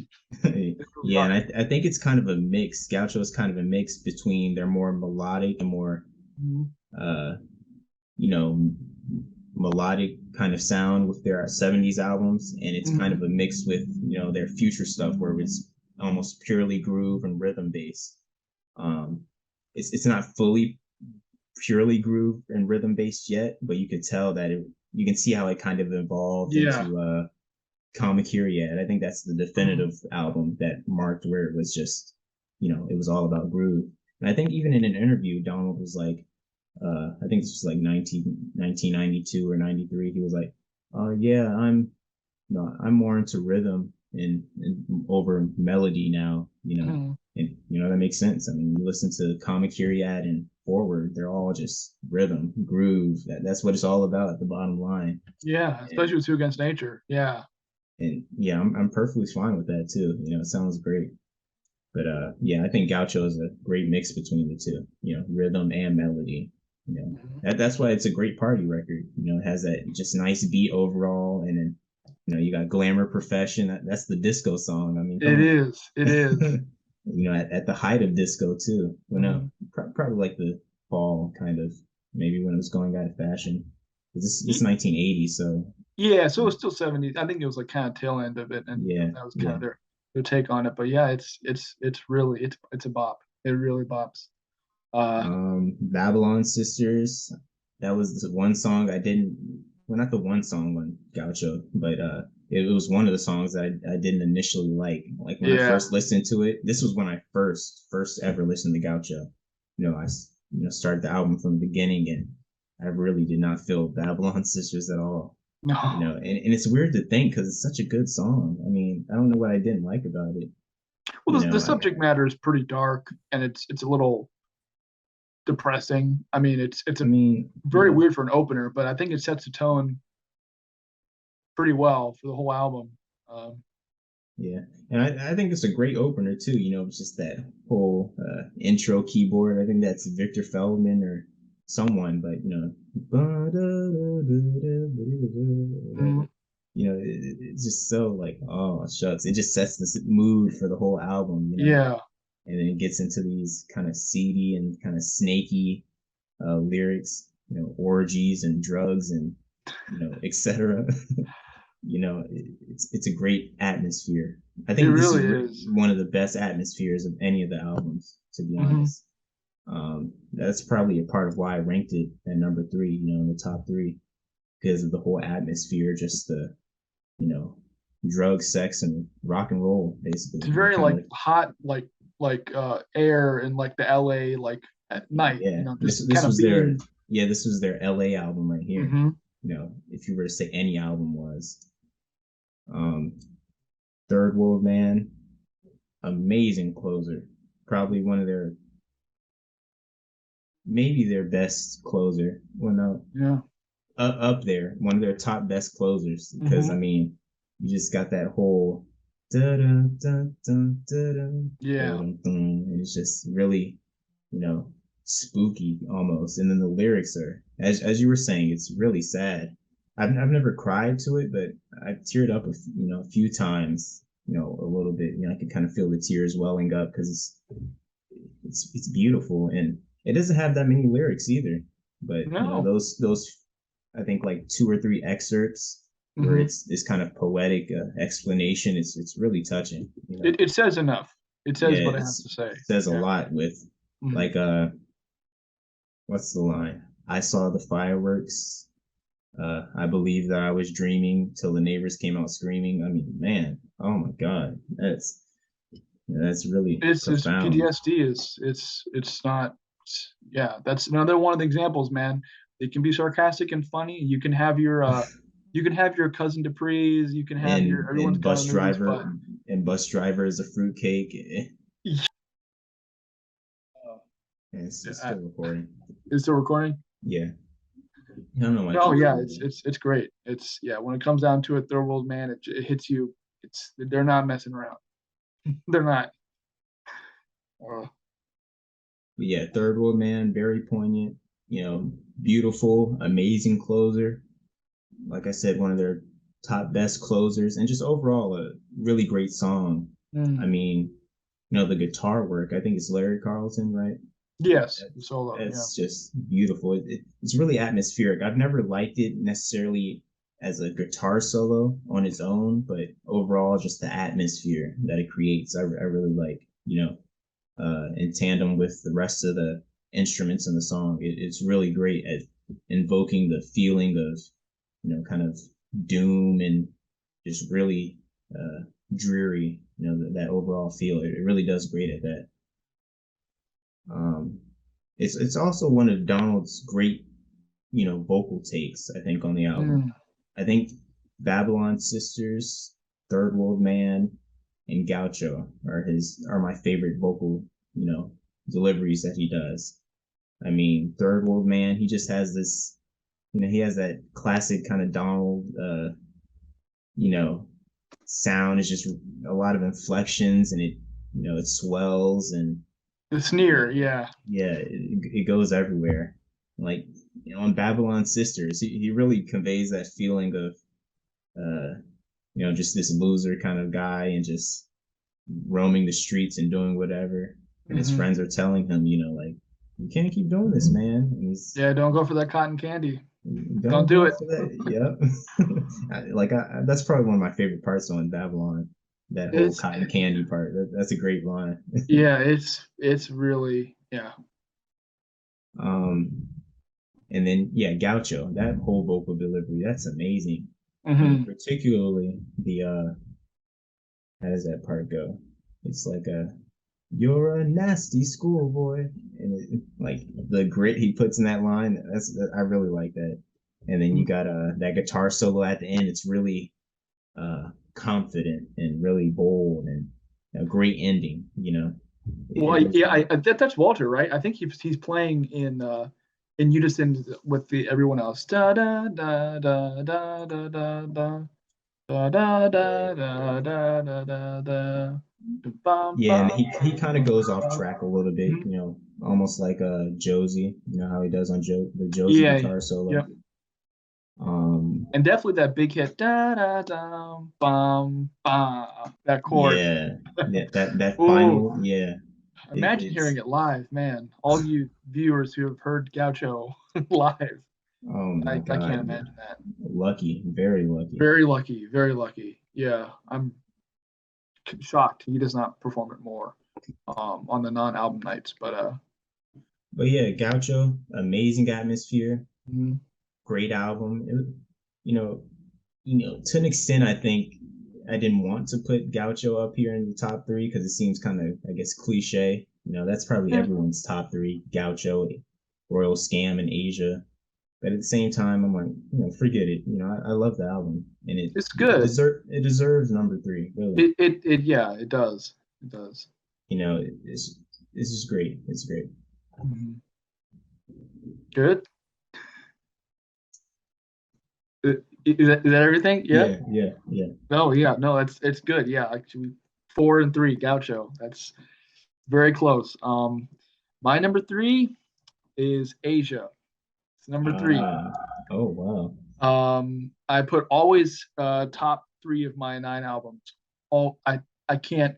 And the things like you just said, taking off from what you just said, like oh, it's cliche. Asia is the best. That's what my dad said. His older friend got him into it. They thought it was so cool, and then he got into Asia. It was like so cool, and they used to use that to test the stereo systems. And he even used it in his house to test his stereo. It's like, but man, every song is so good. I can't. It's really like just impeccable. Um, uh, but I think I was talking to him a while ago about it. Like, I think it came out after the Voyager was sent out, but I was joking with him that like if it was before, they should have put it on the Voyager. They should have like sent it to space. But yeah, that Like, wasn't say if that anyone that found it, it's metal, like, that man, golden disc or whatever. yeah, yeah, Yeah. yeah. Asia is one of the best love songs ever written. Gets me every time. It is. I think it's one of the best love songs. There's You so know, much passion in it. It's so surreal in the beginning, and this kind of this like very, you know, simple setting, beautiful setting. The way they describe it, like this private relationship with this beautiful woman, and it's just like, but at the same time, it's almost like, well, is that real or is this the idea of the person? Because I mean, I people have had that before. I felt that like you have this idea of someone, and it's the idea in your head is like so, you know, it's larger than life, and then meeting hmm them it's different. But and the drumming at the end with Steve Gadd, it's just it's Yeah, and then when he gets on that ride cymbal and oh just my just god. starts going. Oh my gosh. Yeah, I think that one song, Asia, as it is, made the album top three. It's kind of always, you know, around my top three, going, you know, up and down between like the first and second spots. But so good. Deacon Blues used to be my least favorite track. Oh yeah, because the Moo chord stuff in the beginning I thought was kind of odd, which is weird because I love Josie, and that like kind of very like Gregorian intro was is also very odd. The Deacon hmm Blues was kind of odd in the beginning, and I thought that like some of the chords in the verses were odd, just like kind of You're dissonant. gonna I get a never lot of hateful comments and on YouTube this, for this. this was years ago. This is when I first heard it. uh, Now I see the beauty in it. Such an epic song. It's funny. I was taking a long drive from Gainesville to Florida State University when I was applying to the college there in 2018. Woke up at 5 a.m. Hit the road, put my thing on shuffle. Deacon Blues hit first, and I was like, you know, this let's feel it. You know, it was beautiful. It was so beautiful, and it's at that point it was like instant classic. That's what I said next for Peg. Peg is an instant classic. Baseline is impeccable. That slap. I'm glad that Chuck got it in there. He got that slap. mhm. They And never knew it went down. They never yeah. knew it went down. They never knew it went down. They never knew it. And the main chords are genius. Kind of how he like took that plagal cadence and you know worked it out. Uh, Feels timeless. like It, it, you see it on that Warren Bernhardt video, that yeah. tutorial video. That's really great. You know, whole It is. It DVD to is. see. You know, the different things and see him explain how it came from blues or whatever, and he Mhm. built it up. It's really great. Because at first I thought like, oh, he's talking about Peg because it's a hit. You know, it's kind of a simple song, but like he showed the chords, it's like, no, well, it sounds simple. That's the whole point of it. But like the way they came to it and how they did the voicings and they changed it so Yeah. it's like a 4-1 instead of like 5-1. It's amazing. So beautiful. Home at Last, such an epic song. Love the solo piano intro. Just like the solo piano in My Old School. Yeah, I like how they're both starting very different songs. Home at Last, My Old School, but like the solo piano is like But it yeah, once fits you right hear that, through. you hear that opening piano, you're like, oh shit, I know what's about Yeah. to come on. The only thing I said with this, which is this is just a note about the live stuff, is I wish Donald would let Jim Beard play it in the beginning, or else have like an actual piano sound because when he does the Rhodes sound, the timbre, it's just not as crisp as the actual like grand piano sound. It's just that Yeah. sound. I think they did it live in 2003, and they might have done it live in like '93, but like it pierces through so well, and you immediately just feel it. What else did I say? Kind of sounds like Kind Spirit. Oh yeah, Kind Spirit has boom, Oh which yeah, is kind of yeah, it similar. Yeah, does. It does. Yeah. I never I even heard thought that about first. I that. was like, is this like a outtake for Home Mm. Alaska? Like, no, it's not the same song. Yeah, it's kind of Um, like a Big Noise New York. Kind of sounds like yeah, everything must go. yeah. Kind You of. you you pointed out to me. Yeah, Yeah. it's odd. And then at the end, I said timing of spawn on have. Oh, I have used it in lessons as an example. Oh yes. I don't know if people watching know. I'm a cellist. I teach like people. I'm a cello teacher, and although it's not cello, I've used it in terms of like timing. How it's like bum, da da ba, Hmm. da, ba, da, ba, da, da, da, ba, ba, ba. But it's like Hmm. it almost feels too late. It's like you're gonna miss it, but like the timing is so it's so like in the it's just it really is a great groove. Yeah, I said used to dislike I Got the News. Yeah, I think I Got the News is most people can probably agree is like yeah. it's a great song. The Really filler. good. Yeah, they got that typical second to last Dan filler song. Like, people kind of see like, oh well, everything you did is kind of like that. My rival is kind of like that. Again, I don't know who these people are, but that seems like kind of like a general consensus I've heard Yeah, around. Um, at the same time, all the other songs on Asia, they're also good. It's hard to compare. That being said, I've come to love I Got the News. It's such a great groove. The drumming yeah. itself is just And it's I mean, awesome. just that whole Broadway Duchess part with Michael Oh McDonald, yeah, that part is just it's so groovy, you know. it is like the way the song builds and the lyrics are really funny too. Can't you tell our love will grow? And he's got this he's got this scoop on this person. Uh-huh. Really good. And last thing I said love Walter's soloing, of course. Can't his soloing is always gets me right in the feels. Josie is a great groove. Intro used to confuse me, but I always got it. Yeah, I always liked it. Um, also love Walter Solo. Might be their best album closing song. Maybe. I mean, it's a bop. It's really good. It's like a great groove. Oh yeah, I said love when Donald says eyes on fire.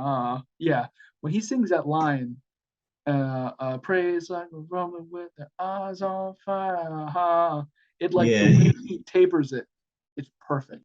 yeah, I It's so love that perfect. too. It reminds me another one of those kind of things that Donald adds live that I like Hmm. is on Hey 19 where he's like when you slide on down, like he kind of Yeah. tapers it off a little longer than the actual record, and Hmm. it's really soulful. It really adds to it.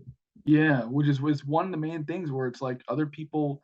There are a bunch of great tribute bands for Steely Dan. Like, of course, we know like so many. I mean, a lot. I don't want to say too many because it's not possible. I love that people love to cover the songs, but like Donald singing, it's very hard to find someone who can do those kind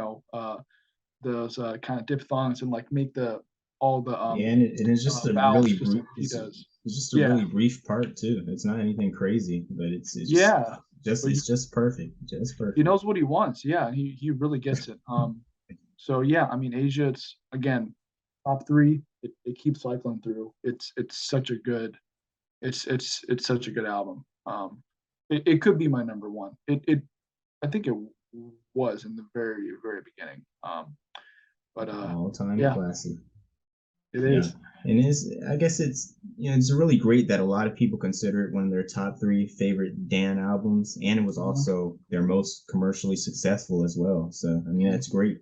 They're most critically acclaimed and they're most successful. mhm. So I mean, you can't get much better than that. Good. All right, number two, I got Asia, good old classic. So I'm gonna, kind of skip some of my points because, you kind of went over some of them, of course. Oh, okay. And I don't want to reiterate over, right over again, the same thing that you pretty much just said. But Asia, I mean, what can I say? I mean, it deserves to be at number two, really. It's just it's a really solid, like, I mean, I think most people know that, of course, but it really is just really solid, just Mhm, really great album. you know um just with the opener with Black Cow, I think that's another opener that just really sets the stage, just mhm. dun, dun, dun, the whole bass, and just it's really Uptown, flowy. baby. Uptown. Yep, yep. It just really sets the stage though, and it has that great bass. I mean, that's classic. Whenever I listen to it, I do kind of wish that the bass end was more, wider, Hmm. because it sounds great, but it's more kind of it doesn't have enough like thickness to it and wideness. I don't know, and that's to an extent. I'm not saying like, oh, I don't like Black Cow or anything, because I really like it, but that's just a kind of a critique that I have about it. That I wish could be a little bit different. But yeah, that great opener. Then you got it goes right into Asia with the whole piano intro. And oh my God, I mean, what can I say about that hasn't already been said? I mean, that you haven't said, that Mm. all the other 20 million people haven't said already. Steve Gadd just kills it. I mean, come on now. It reminds me of Doctor Wu. I mean, we mentioned it earlier with Katie Live. The whole drumming and the saxophone. Even though with Doctor Wu it's kind of toned down a little bit, it's still kind of similar in a way. They came from that Doctor Wu, and then a few years later they did the whole Asia, but more ambitious and crazy. And man, it really works. And it's funny because I remember initially when I listened to Asia, I didn't really like it that much. Really? The title track, because I listened to it, and you know how it's all calm and slow, up on the hill, and then it goes to that dun dun dun dun for like 2 minutes long. It just does that over and over. I thought it was boring, like really boring. So like a few months later, I came back to it and I said, let me try this song again. I kind of skimmed through it, and then I skimmed to a part on the video, and all of a sudden I heard the sax, and I was like, wait, what is this? Because I had never gotten to that part, and I was like, wait, hold up. So I rewinded and I just listened to the whole song, and man, it was a trip. It was a trip. That's why you just got to be patient. Yep. Yep. You got to let it sink in. And this was a few years ago, so I was much younger a few years ago, and I've really matured with Asia, so I'm thankful for that. Deacon Blues, that's the next track. I really like that one, and it's probably going to get more hate than you. And none of this will probably get hate. I feel like most of the people will be respectful and whatever. Yeah. But just overall, I'm saying it's probably more controversial. But so Deacon Blues, I love it. It's a beautiful track. I mean, the backing vocalists are just so smooth, beautiful. But I just feel like I still haven't got as much feeling out of it as I feel like I can. Like similar to Almost Gothic, as I mentioned, when I was talking about Two Against Nature. When I first listened to that, I didn't really like it that much, but I could tell that I probably eventually, love it, which I do now. Of course, it's my favorite song on the album. But Deacon Blues, I love it, but I just still haven't hit that like peak that I feel like I will reach, at some point, But I do love it. It's a beautiful track. Like that saxophone solo, I love that too. I still groove to it and stuff. I'm not saying like I just sit there, still when I listen to it, but I just feel like I could, it's still going to grow on me some more. I feel like I haven't fully, felt all of the, stuff it has to offer. Yeah. Well, I know a lot of people who fit that character. They fit that like, hipster kind of like just I want to be big. I want to be a ultimate loserdom. The people I know, or at least some people I knew in high school, were like that. I don't think that they would like Steely Dan, but knowing that and knowing like, oh shit, like I have known people like this. It does put that into perspective, and it makes the whole meaning of it just that much more real, I guess. That someone I know, and people who I were somewhat close to at a time were actually somewhat like that, and have gone down that path since then, from what I can tell on like social media and stuff. But yeah, I think just knowing that it's almost like it's this philosophical kind of like thing that I feel like the lyrics are they're so they're so caught up with that message that it's sometimes hard for the music to deliver. That doesn't mean the music's not good. I'm not saying that at all. The song is beautiful. Yeah. I think like the chords and just how it rises and falls. And like that whole horn section where it's like da, da, da, oh yeah, it's beautiful. That's when it, because it just that comes out of nowhere too. It's just going smooth, and then da, da, da, da, da, and oh my God, that whole harmony is just beautiful. And then you remember in the Asia documentary when they went over that part, and it has that kind of like Celeste kind of thing at the top. Yes, That kind of Walter high. said it's a audio equivalent of a primary color. Yeah. It's the equivalent of an audio equivalent of a primary color kind of thing, you know? It's kind of a pheromone for tots. Yeah, Like some, whenever I listen to the song, I can hear that, very clearly. It now that you doesn't go pointed out, away. Yeah. same with like the drum, the garbage cans for Josie. Yeah, he Oh pointed that out. yeah, You can hear it yeah. pretty clearly. Mhm. Jim Keltner. Yeah, I love that whole effect. It's really good. Now we go to Peg. That's without a doubt probably the biggest hit on the album. Mhm. Yeah, I'm pretty sure that probably is. But no, Probably, yeah. I love Peg. It's a great song. It's not one of my favorites or anything, but I really like it. It's fun, great pop song. Michael McDonald's iconic vocals. And I actually uploaded on the Danball channel. It's the stems where it's just bass, drums, and vocals, and it's amazing. To hear that. As I already said, it's just great to listen to the 5.1 channels and stuff. Mhm. It really adds a whole new perspective. It's really cool. Home at Last, man, that's definitely that's probably my favorite on the album, or Yeah, at it's a good least one. top two probably. I might put Home at Last and Asia together, but Home Mhm. at Last, oh my God, like that whole groove, that Purdy shuffle, just that's so good, especially in the beginning with the piano chords, and then he's just and Mhm. it just goes right into it. Oh man, and then that I don't know how to describe it, but it's really jazzy. That part where it just goes into da da da da da da da da Yeah, it's almost kind of da, like a big and then band it just goes feel. into those crazy chord changes, and then it goes into that kind of synth solo, and then it goes into the guitar solo. That whole groove is just, oh my God, man! It's there's no word to describe it. It's perfect. It's perfect. Mhm. At least in my opinion. I got the news. You know, I still kind of see it as the filler song, but I do love it. I love it Mhm. more than a lot of people. I think I see a lot. I've all the time. I see people tell me, I got the news is the worst song on the album. They should have took that off and put the bear up there.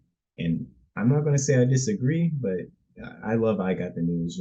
Yeah, I think it I, gets I a I think little I think it fits right where it should be. I can't imagine the bear. and You'd have to change the ordering of the whole yeah, and I album. think that's partially because we've listened to Asia so many times. Mhm. You can't imagine anything else up there besides I Yeah, got the that's news and true. whatever. But which do you prefer? This I got the news or the original, where it's kind of more? The original is pretty cool, but I'd say this polished version I Yeah, really yeah, like. I agree. Yeah, I've seen a lot of people say they prefer the original, and I'm like, what? I mean, the original is it's nice. cool. Yeah, Yeah, it's it's nice, cool. but this one is more, fleshed out and Oh yeah. much more crazy. Like, I love when they add those xylophone kind of hits like later in the song where it goes dun, dun, dun, dun, dun, and it kind Mhm. of has like some type of bell like going to it. You know what I mean? Yeah, I Yeah, love that. yeah. It's such a small addition, but it's really good. I love that. And then the Michael McDonald Broadway Duchess. I mean, come on now. Those harmonies are my favorite on the album. I think that whole Mhm. Broadway Duchess part. Um, yeah, and then you got Josie, the closer. I mean, classic, classic song. You know, Probably one of my favorite Walter guitar solos. That whole, Mhm. where it kind of goes with the vocal melody, but then it kind of veers off into its own thing. And it has this distinct style too. Mhm. So, oh man, it's beautiful, and it really goes. It fits well with the groove too. It's really weird. Like the guitar solo on its own, it's intricate and odd, but it Kind of somehow it angular. Yeah. yeah, but somehow it fits really nice with the groove and adds kind of different kind of feel to it. Man, I love it. It's really good, really good. Good. Yeah. Good for number two. Yeah, yeah. Number two. Yep. My number two. It's a Royal Scam. Number Oh two. man. Number two, Royal Scam. Okay. This album is every fucking song is like so good. Yes, even everything you did.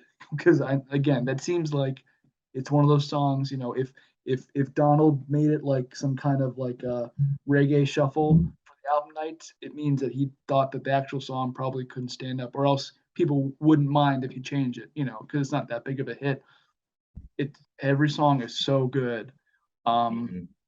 Kid Charlemagne, as much as I hate to say, like, before I mentioned like all the other hits, I keep hearing over and over again, like, sometimes it's like Northeast Corridor Live, Kid Charlemagne, the only song from like Royal Scam. It's like, but every time I hear it live, even when I hear it come up in the playlist, it's an awesome opener. It's such a good opener, and honestly, it's probably one of the only openers I think could also be a closer.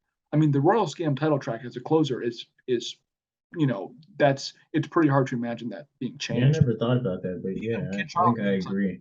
the way it kind of goes, like the ending, there's more material at the end. It just kind of comes out of nowhere. It's like, you know, it's it's just I don't know. It's really good. It could be Yeah, both. that whole Rhodes, that's another classic Uh, keyboard opener. Dun, dun, dun, dun, dun, dun. Oh man. like man, yeah. Every time I like, and it's another one of those songs too, where like the live versions are so killer.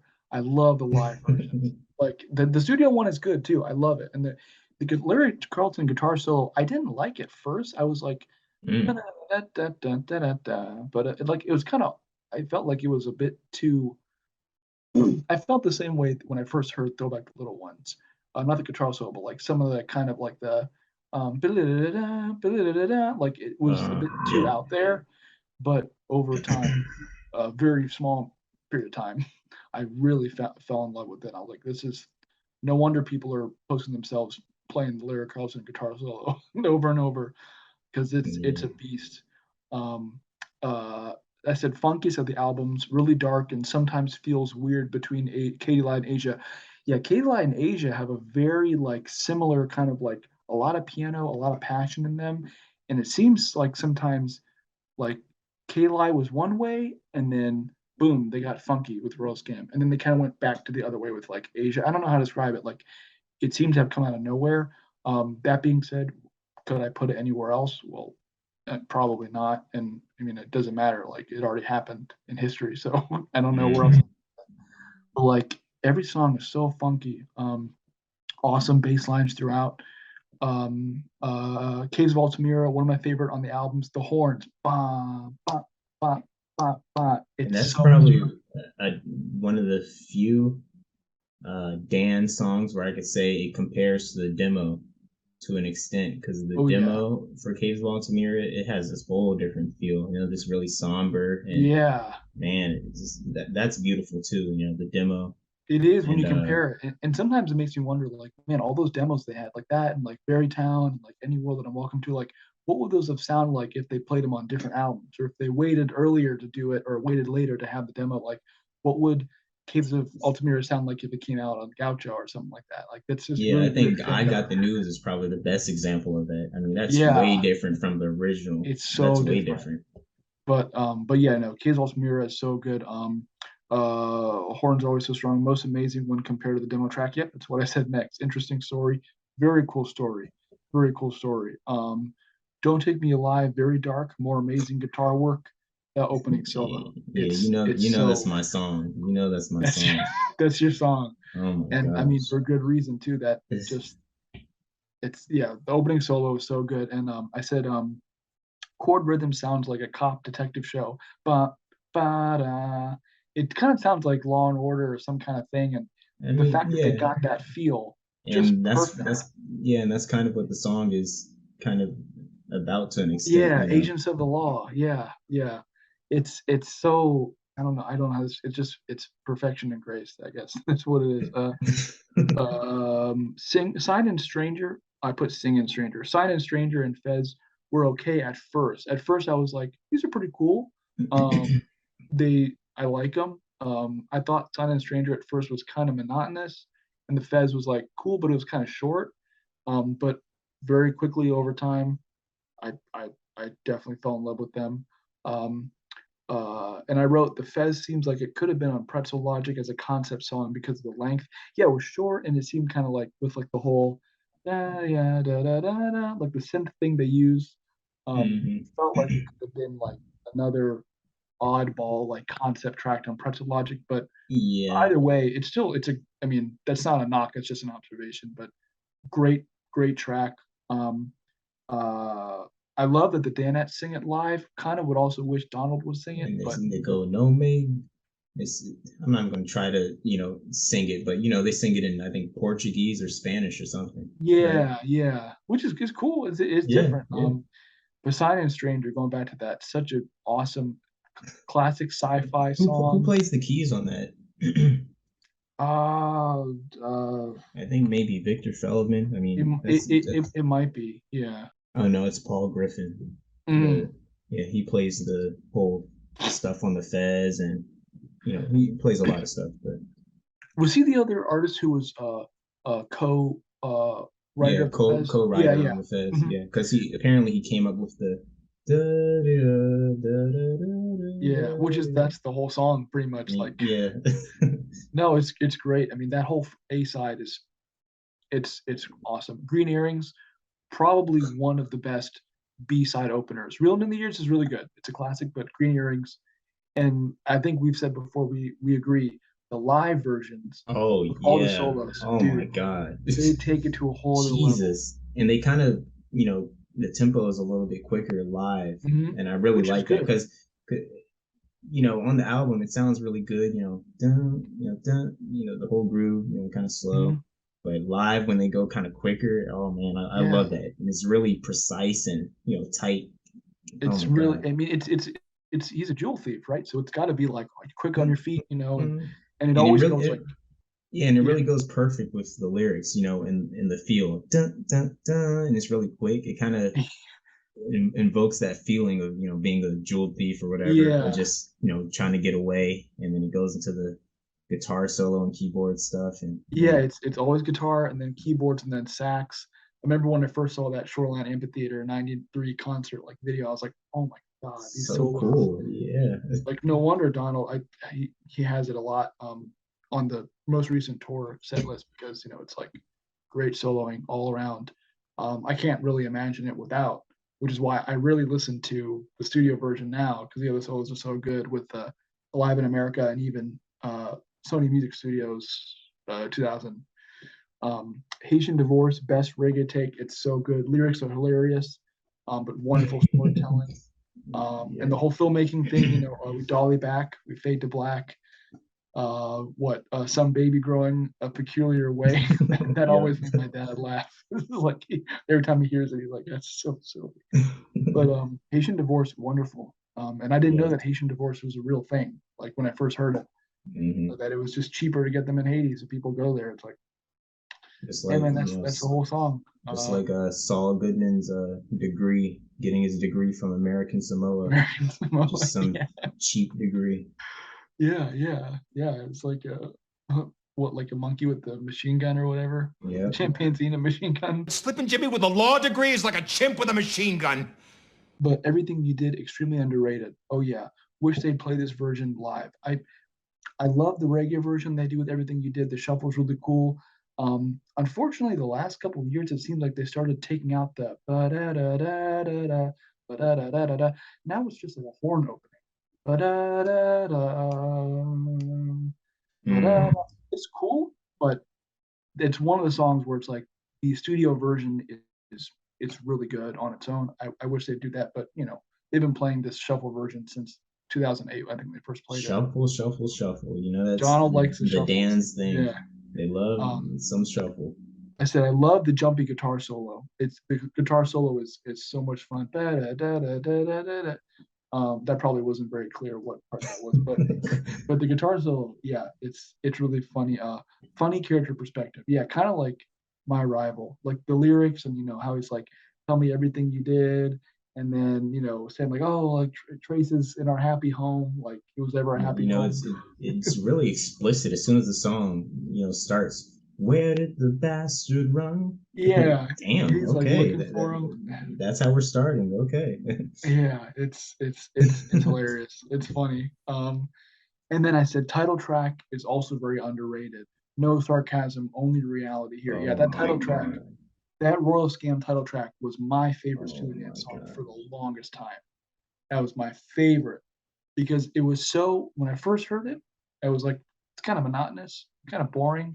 And then at the end, I hear the same line, they wandered in from the city of St. John without a dime. It's like, oh, it's cyclical. Like this thing happens. People come here, they have, whatever happens, happens. And then whatever they're too embarrassed to say it didn't work or whatever they say to people in the other generation, it's a cycle. And it's like, man, that one of the darkest, and they're not fucking around. Like it's Which really which do you think is the most uh impactful and dark song? Royal Scam, Third World Man, or Charlie Freak? Which one just hits you, just punches you in the face? I mean, Charlie Freak is like an isolated incident that I think is real. I mean, they're Oh homeless yeah, people yeah. around and they do this, but it's about one person, of course. But the other two about PTSD and like people coming from other countries, like reminded you that American dream. It's like it's reality. It's so I it's hard to compare. I mean, personally, like orally, like what I like with hearing the songs, I like the sound of Royal Scan the most, because Yeah. mainly because the solos and that Yeah, I agree. I agree. it's like it's such a hard hit. Mhm. Yeah, whether And you like the melody or not, that bass is just gonna hit your ears, either way. It's oh, even when they hit that low, like boom, that low yep, piano yep. key, oh man. And just the solos. Even when he says like by the blackened wall, he does it all. He thinks he's died and gone to heaven. Like he's shooting up or whatever. And the trumpet just goes, wow. It's like it gets me. The fact that they played that with the Hollywood Bowl Orchestra, it's like being there, I would have been like I would have been losing my shit. Man. It's such a powerful song. Yeah, it's great. And I said the tone shift is admirable. Partial reason why people don't like the reunion albums. Yeah, because the earlier albums, like with Third World Man, Royal Scam, even Asia, in like a more passionate kind of way, like they had these like darker songs that were like they sounded dark as well. They're very sinister and like real sounding. Versus like there's some dark themes on the reunion albums, but most of the songs are pretty upbeat for the most part. And I think that might be one reason to backtrack why people didn't like him as much. So Mhm. I don't know. That's just one thing, but like, yeah, Royal Scam. That same thing with Asia. My top three, they keep. I mean, you know what one is, but they keep going back and forth. They keep going back and Yeah, forth, and and I think I think you told me what your number one was a while ago too. So, yeah, I might have. Yeah, even if I didn't, deduce, from what your ranking has been so far, what your number one would be, I think told me a while ago. yeah, And your hat too. So, yeah. but Yeah. yeah.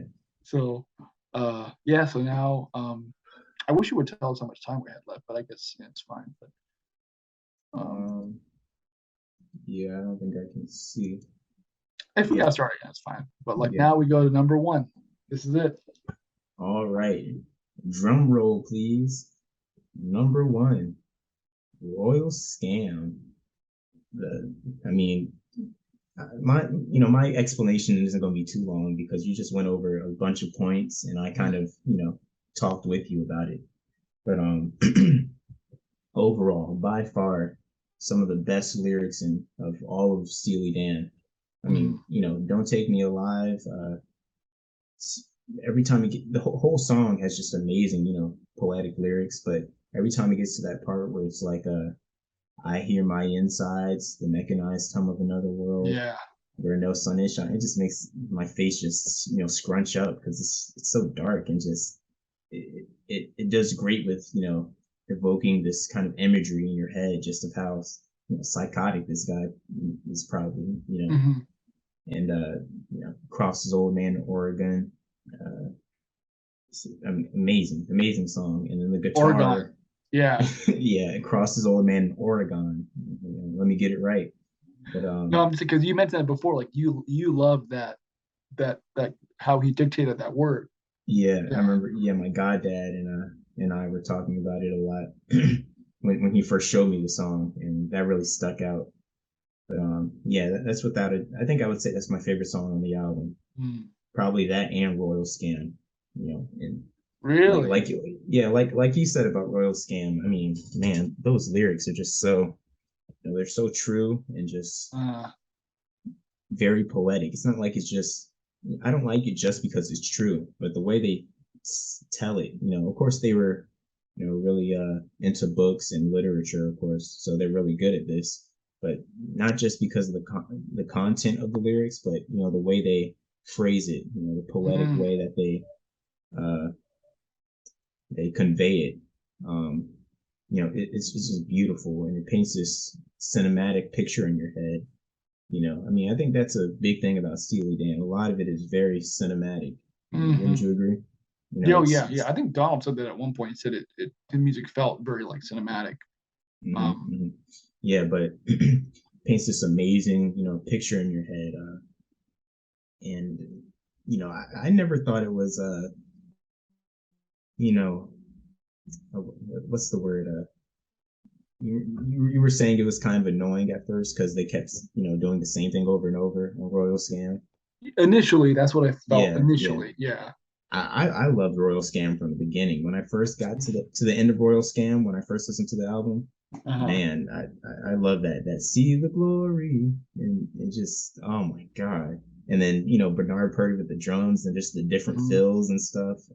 And first, it's just the piano Man. with dun, dun, dun, dun, and then the horns come in. Dun, dun, bum, bum, And when that trumpet comes in, I think it's in one of the channels. It's like either in your left ear or your right ear. Yeah. It just starts blaring into your ear, and you're just like, oh my god, hold up. It's man, It's good. it really is something. Mhm. Um, Another one of my favorites, Kid Charlemagne. I mean, that's a classic.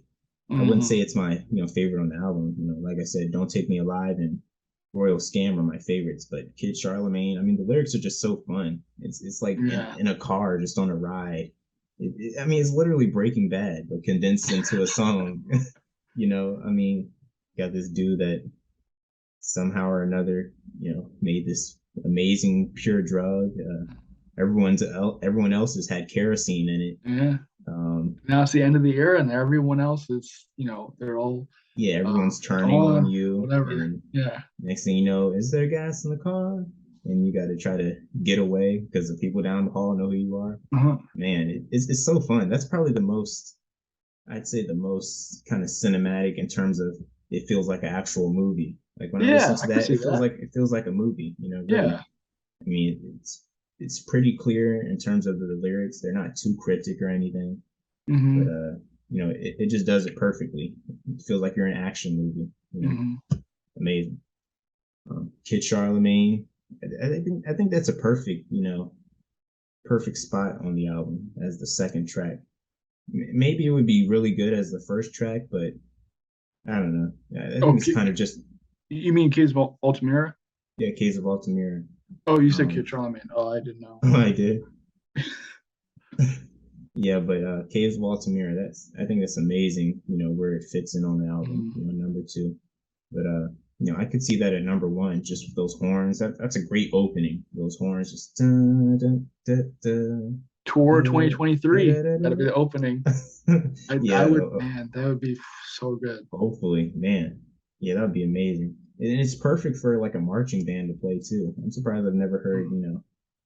my high school band play that or anything.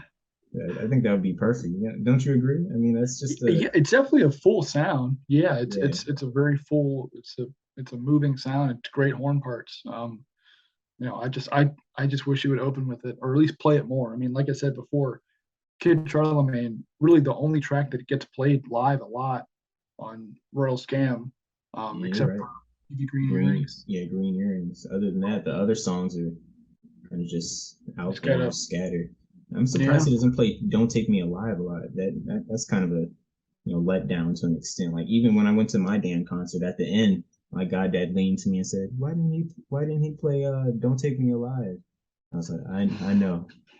I don't know. Yeah, I mean, they yeah, I think they started that, and they started with Kid Charlemagne and Green Earrings in like what the '90s, and then I think they added "Don't Take Me Alive" in like '96. Some of the shows had it, and then like later on, that was like the song they played after Kid Charlemagne towards the end, like towards the encore of a concert. They played Mm, Kid Charlemagne, and then "Don't Take Me Alive." So that implies that they knew people liked it. But at the end of the day, it's like they got so many freaking songs, and you can't, yeah, you can't you're hear right. them You're all, right. So Yeah, um, but Don't Take Me Alive, yeah, very powerful song. Signing Stranger, I mean, come on, Paul Griffin on those keys, just doing that kind of, I guess, kind of ragtime kind of feel to an extent. yep. This is really bouncy. Would you like to take a yo-yo for a ride? I mean, And then the it's guitar just, goes, dang. yeah, it's It's just really silly. I mean, this planet or uh, whatever, where you can just do whatever. I get, isn't that what it's kind of about? Just this yeah, planet about where these there's no laws. convicts, these outcasts, these outlaws.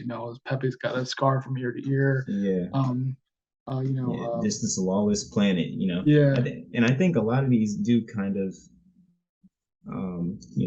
go great with the whole title Royal Scam. Hmm. Yeah, Sign and Stranger, great tune. Um, I don't know.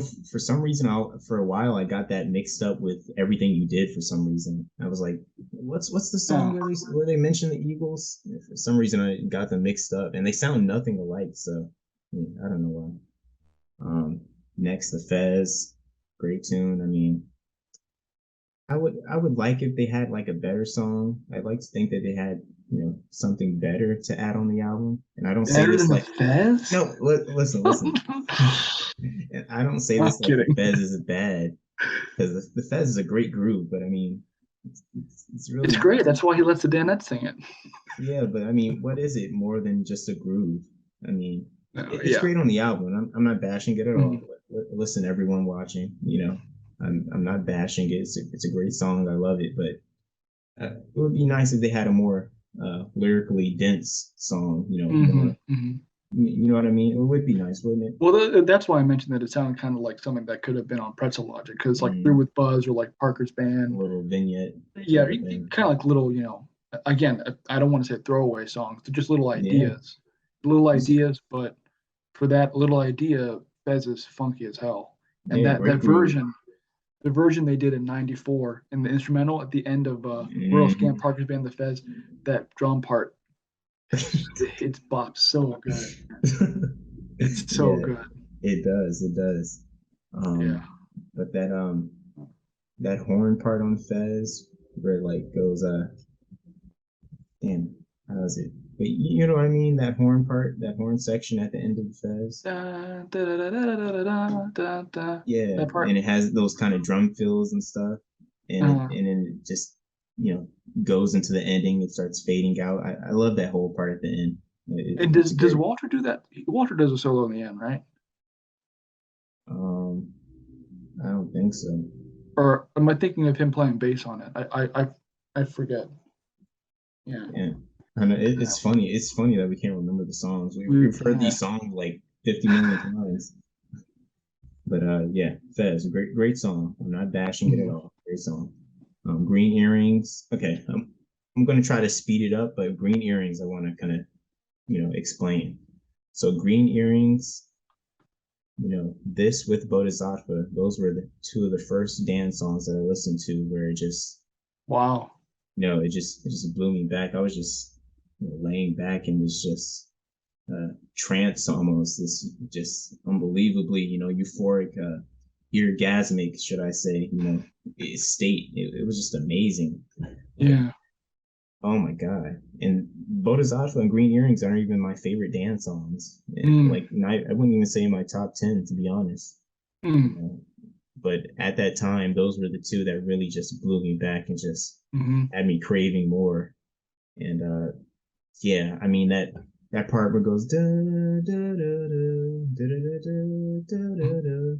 it goes and then it goes into that guitar solo. Oh my god, that blew me away the first time. Like I think The the high first note he hits. yeah. Oh my god, it's so good. It's it's just so precise. Like that's why I think Bernard Purdy is probably my favorite Dan drummer, just from all the Dan songs he's done. This is not speaking on him as his, as a drummer or what he's done overall, but from the stuff he's done with the Dan, I love it all. The drum fills and everything on Royal Scam. I think that's a big part of why I put Royal Scam so high. Number one.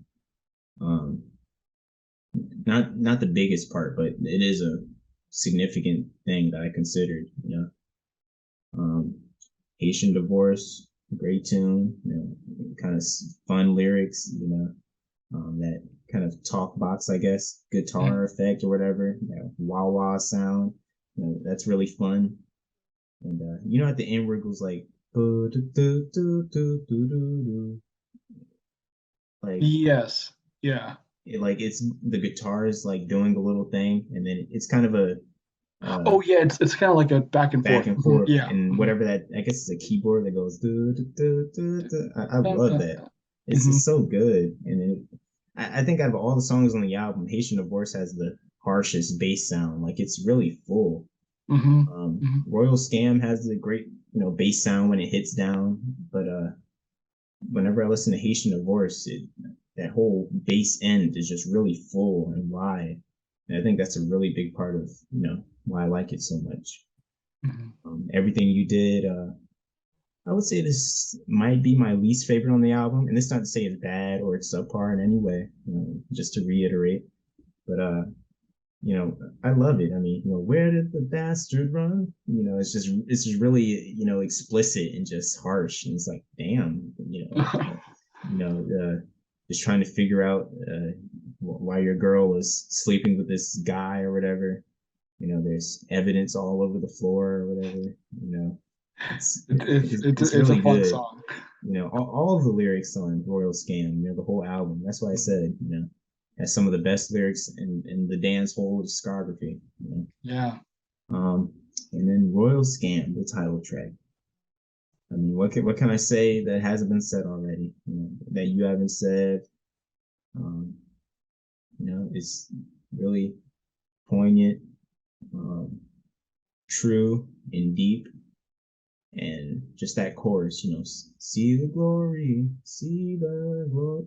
That's so powerful. I don't care how many times they say it. The song could be like 2 hours long, and they could just keep saying that chorus over and over. Yeah, It's I'm with you now. It's so impactful, and then those drum fills that Bernard does, it's just perfect. It's just And perfect, he man. seems to build every time. See the Yeah, he does. glory of. I mean, like the vocals. They seem to Yeah. like each time. It's like it gets higher and higher. It feels like it's getting bigger. And yeah. And then that trumpet, like I said earlier when you were talking about it, just piercing in the side of your ear. It really adds that kind of snaky kind of feel to it. And this is another song that's really cinematic and paints that picture, and has just great imagery, very poetic, and yeah, I mean, Royal Scam #1, love it or hate it. It's one of their best, and I think I've seen that a lot of people say like, well, Asia is kind of thought of like like that's their peak. That's like their Yeah, I think objectively that's where they reached a sound that they felt, I guess, more comfortable with, if you know what I mean. Because even though they started going into that more rhythm-based thing, with the reunion albums, which is way different from Asia, it still kind of signified a big shift, kind of, in their sound to more jazzy stuff. Because I can't remember the last time, I've heard a rock dance song. I mean, none of their reunion albums have rock songs up there. Right. I mean, they might have rock elements, Well, Cousin Dupree. Yeah, but there's no really soft rock, really, or No, rock, you're right. Yeah. Yeah. No, yeah. I mean, Go ahead. people were saying that it was like they liked it because it's more creative. That's what I've seen some comments. Like But they think it's Royal Scam is like, yeah. it might not be the same mix quality of Asia, although it's like so fucking close at Oh that yeah, point. yeah. But like it's more. First of all, there's 2 more songs on it than Asia, but it's overall it's like for how different the songs are, it's I don't know, almost like a Pretzel Logic like 2.0 or something in terms of just like the different sounds that they have reggae and then they have like just how Royal Scam is like this one kind of driving sound title track. They got funkiness all over. It's just And it's just more really rough creative too. overall. Yeah. Not in terms of the production. The production is pristine and clean, but Mhm. in terms of the edge Oh and yeah. the lyrical content and the melody and musicality of it all, it's really Mhm. rough. And that's perfect. And let's talk about that album cover. I mean, come on. Album I cover is love it. great. You know, People say, "Oh, this is the worst Steely Dan album cover." Next to "Can't Buy a Thrill," but I No, love it. Can't Buy a Thrill is the worst album cover. Yeah, yeah, Yeah, but no, yeah, Royal Scam it fits perfectly. yeah, It's exactly. yeah, And it not only fits perfectly, but it's actually a good cover. Because it it is. could, I it think could it's be a nice. bad cover, but fit perfectly. Mhm. But this is a great cover and fits perfectly. And it came from that The Van Morrison album, yeah, I I think think. yeah, Yeah, unreleased Van Morrison album, and it's great. Yeah, Little Scam. Royal Scam. Yeah. Well, like you said, like my hat said, yeah, my number one, Katie lied. I if you would have asked me like a year ago, I don't think I would have said it was number one. I have always had love hate with Katie lied. But as I've mentioned before with songs that like I kind of dislike and then I start really loving them, this one, because before for a while it was Asia and then it was Royal Scam. So I feel like Royal Scam, number 5, boom, it's smack in the middle of all the rock and all the jazz. It's like a perfect fusion. I'm not saying jazz fusion. It's not jazz fusion, but like the perfect fusion of like rock, jazzy, funky. Um, and it's just been it's a taste thing. So for the longest time I was really into that, and then more recently in like the last several months I've just been more on the rocking side, and I feel like one of the things that I love about the song Asia on Asia is how much passion it has, and I feel like there's so many songs in Kali that have that deep passion, um, that it's just I don't know how to describe it. Okay, It's still recording. it feels like the whole album is just so passionate. And the first thing, Black Friday, said one of the best blues rock grooves, great guitar work by Walter. It's just enough. I mean, because his solos were always, And David Page from Toto plays keys Mhm. on it. You know, Yeah, and his solos were just enough. Horn arrangements, ba da da oh ba, man, yeah, I really love that. hit. I love that. They're so good, and I think my favorite live version is a '93 one where like it's kind of quiet at first. Black Friday comes when Black Friday, like when they get to the each hit, it's so good. And I wrote, just wish they didn't do shuffle drumming live, because the shuffle drumming live, Oh my gosh. I don't know if it's Donald's choice, I don't know if it's Keith. It's cool, but it's not. It's not It's cool. It's not cool. Okay, just say it. It's not cool. it It's not it's cool. it's growing on me, but that's because I don't have a choice. Exactly. I think that the '90s version, and I mean, forget the '90s version, the studio version, period, has a lot more like rock. Like this dude's on the run. Like before my friends find out I'll be on the road. Like he's got to Go leave. down to Like Muswell Brook. the gray men are already falling. He doesn't want to have any of them fall on him. He's gonna go feed the kangaroos. Like I think you need that driving drum groove instead of the ba, da, da, da, da, da. The shuffle is just not doing it for me. But like that being said, a great opener. Bad Sneakers. This is one of those songs where I was like before I was like and now it's like one of my top probably 10 dance songs, if not like 8. It makes a Floridian like miss New York, and I've been in New York once. Going And insane and laughing at the frozen yeah, rain. it's just such a beautiful song. I think part of that is Walter's solo. It's definitely made me tear up multiple occasions. It's so beautiful. It's so simple. Yes. And the first time I heard that modulation, the da da da da bump, fast makers with a pin, it was like it came out of nowhere, and I was like, wow, that's just And don't forget those, McDonald harmonies. Go insane, laughing at the frozen rain. yeah, I've Oh my never heard them God, compared soulful, to McDonald's beautiful. harmonies. No, It's it's beautiful. And the triplet too. The pina colada, my friend. Ba, ba, da. And then it just goes back to, and I love that line. You wore that white tuxedo, how you gonna beat the heat? It's like yeah, it's so so smart. cool. It's such a cool line. Rose Darling, another song. I first heard it, I thought it was kind of a lot at once. It was like just coming out of nowhere. But now I I've fallen like head over heels with it, even if the lyrics are somewhat sarcastic and about whatever.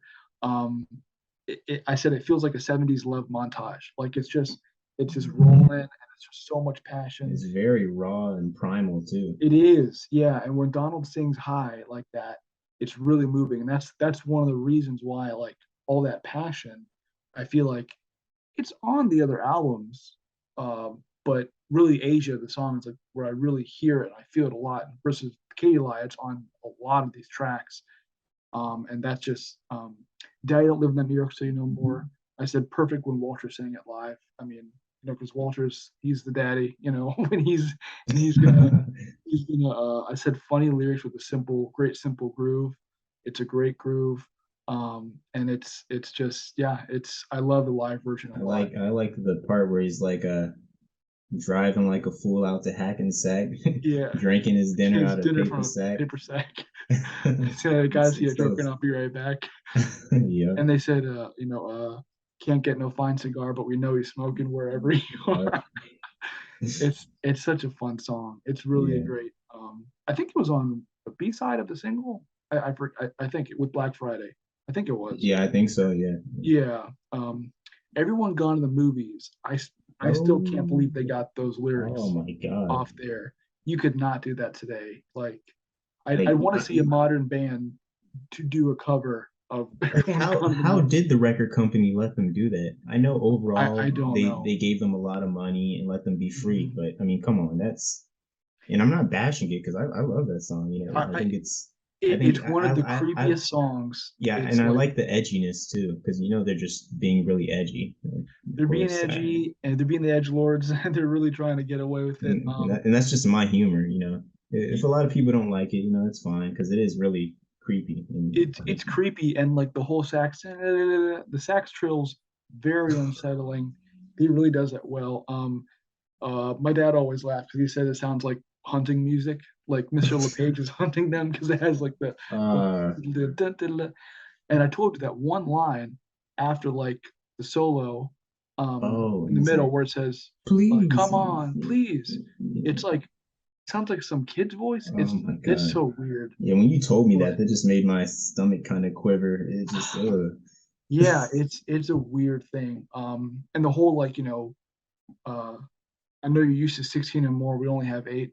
Referencing like I don't think what was that supposed to mean? Because I don't think I ever really it got was that word. referencing like the old like porno flicks, how they used to be in 8 millimeter because they weren't like in higher definition like 16 millimeter. So it's like, oh, we don't have 16 like you're used to at the Oh, movies. We only got Jesus eight. Christ. Like so, I uh, mean, those were the movies he was showing him, but I don't know. And I guess he said that Jeez. Mr. LePage was based on a real person. I don't know. Yeah, that's just a rumor, Um, really. But but yeah, and the he next needs to. song after that, Your Gold Teeth 2, which sometimes I felt like should have been the side B opener instead of Everyone's Gone to the Movies because it was Oh so yeah. powerful.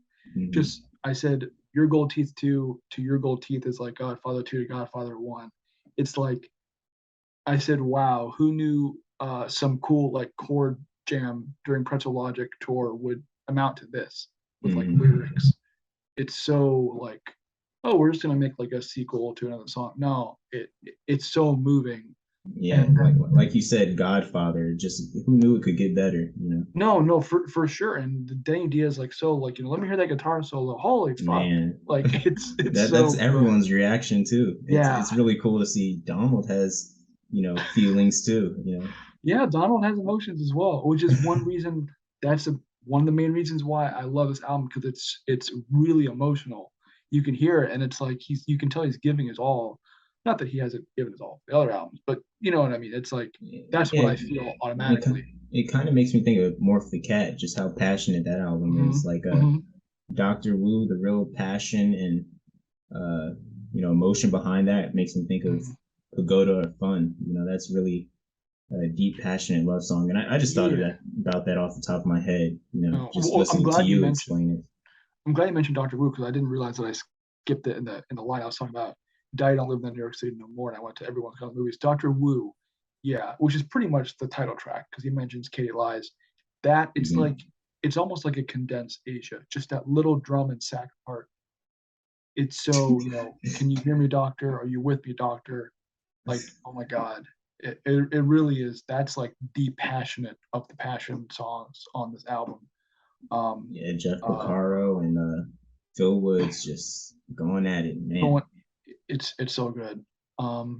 Chain Lightning at first it was like, oh, it's a cool song, but over time really started to get into it a lot more.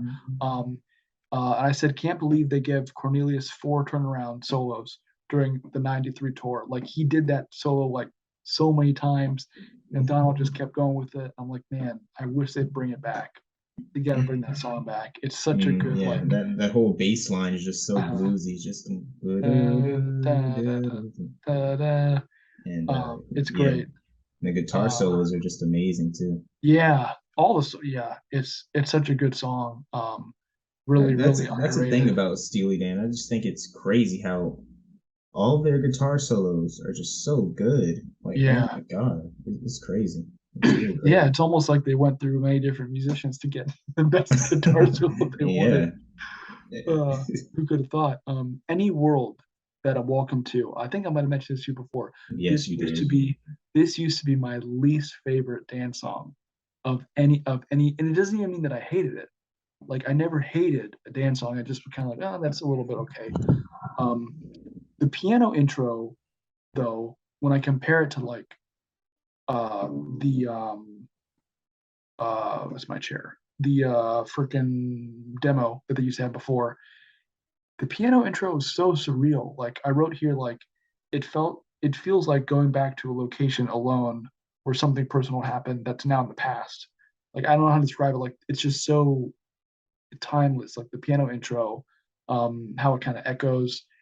Before, I always liked that about it, but before, what I didn't like was the chorus. I thought was kind of monotonous, and I thought the modulation was kind of like I don't know.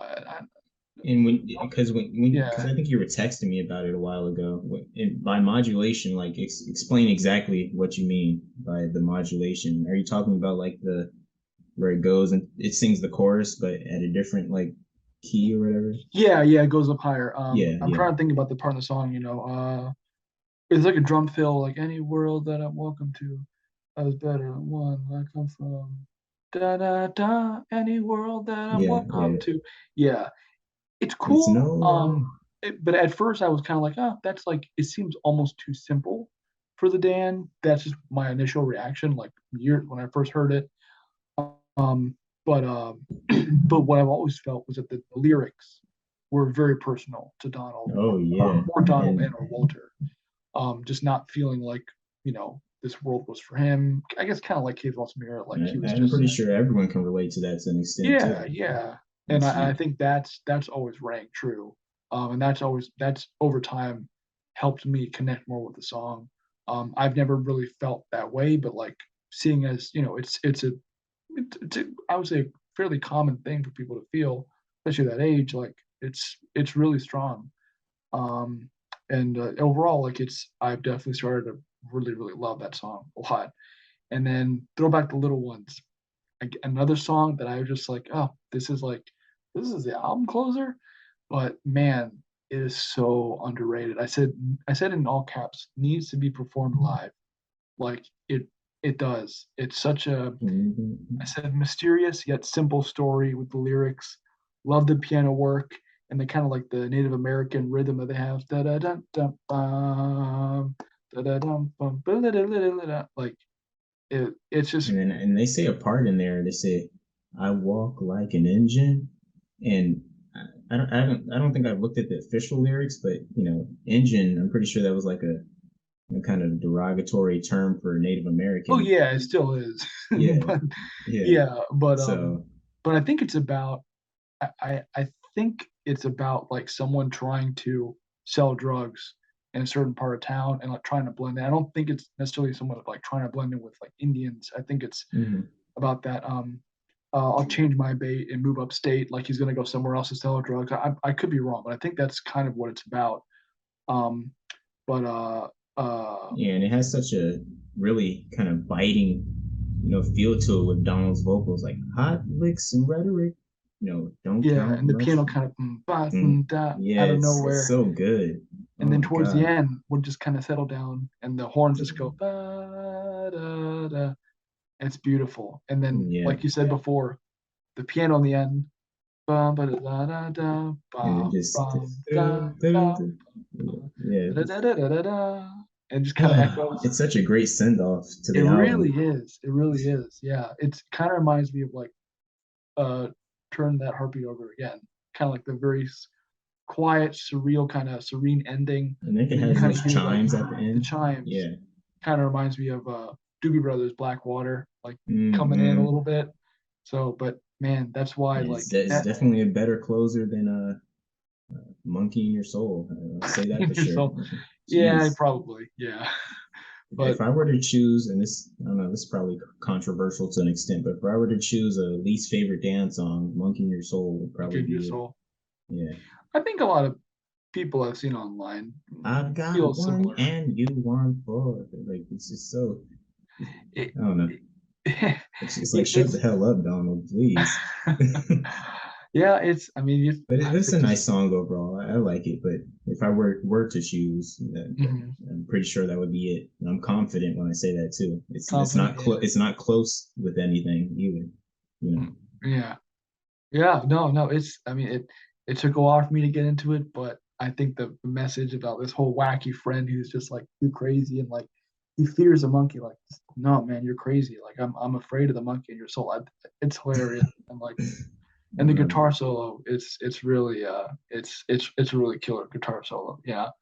Um it is really but nice, and I like the kind of fuzzy bass sound at the bottom too. mhm. It was like boom, ba-dum, boom, dum, boom, ba-da-da-da.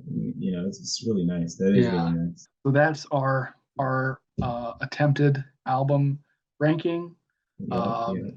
Well, like I mentioned before, it'd be interesting to see how it is if we did another one in like a year or two from now, how they'd stack up. And it's I'm, very variable too.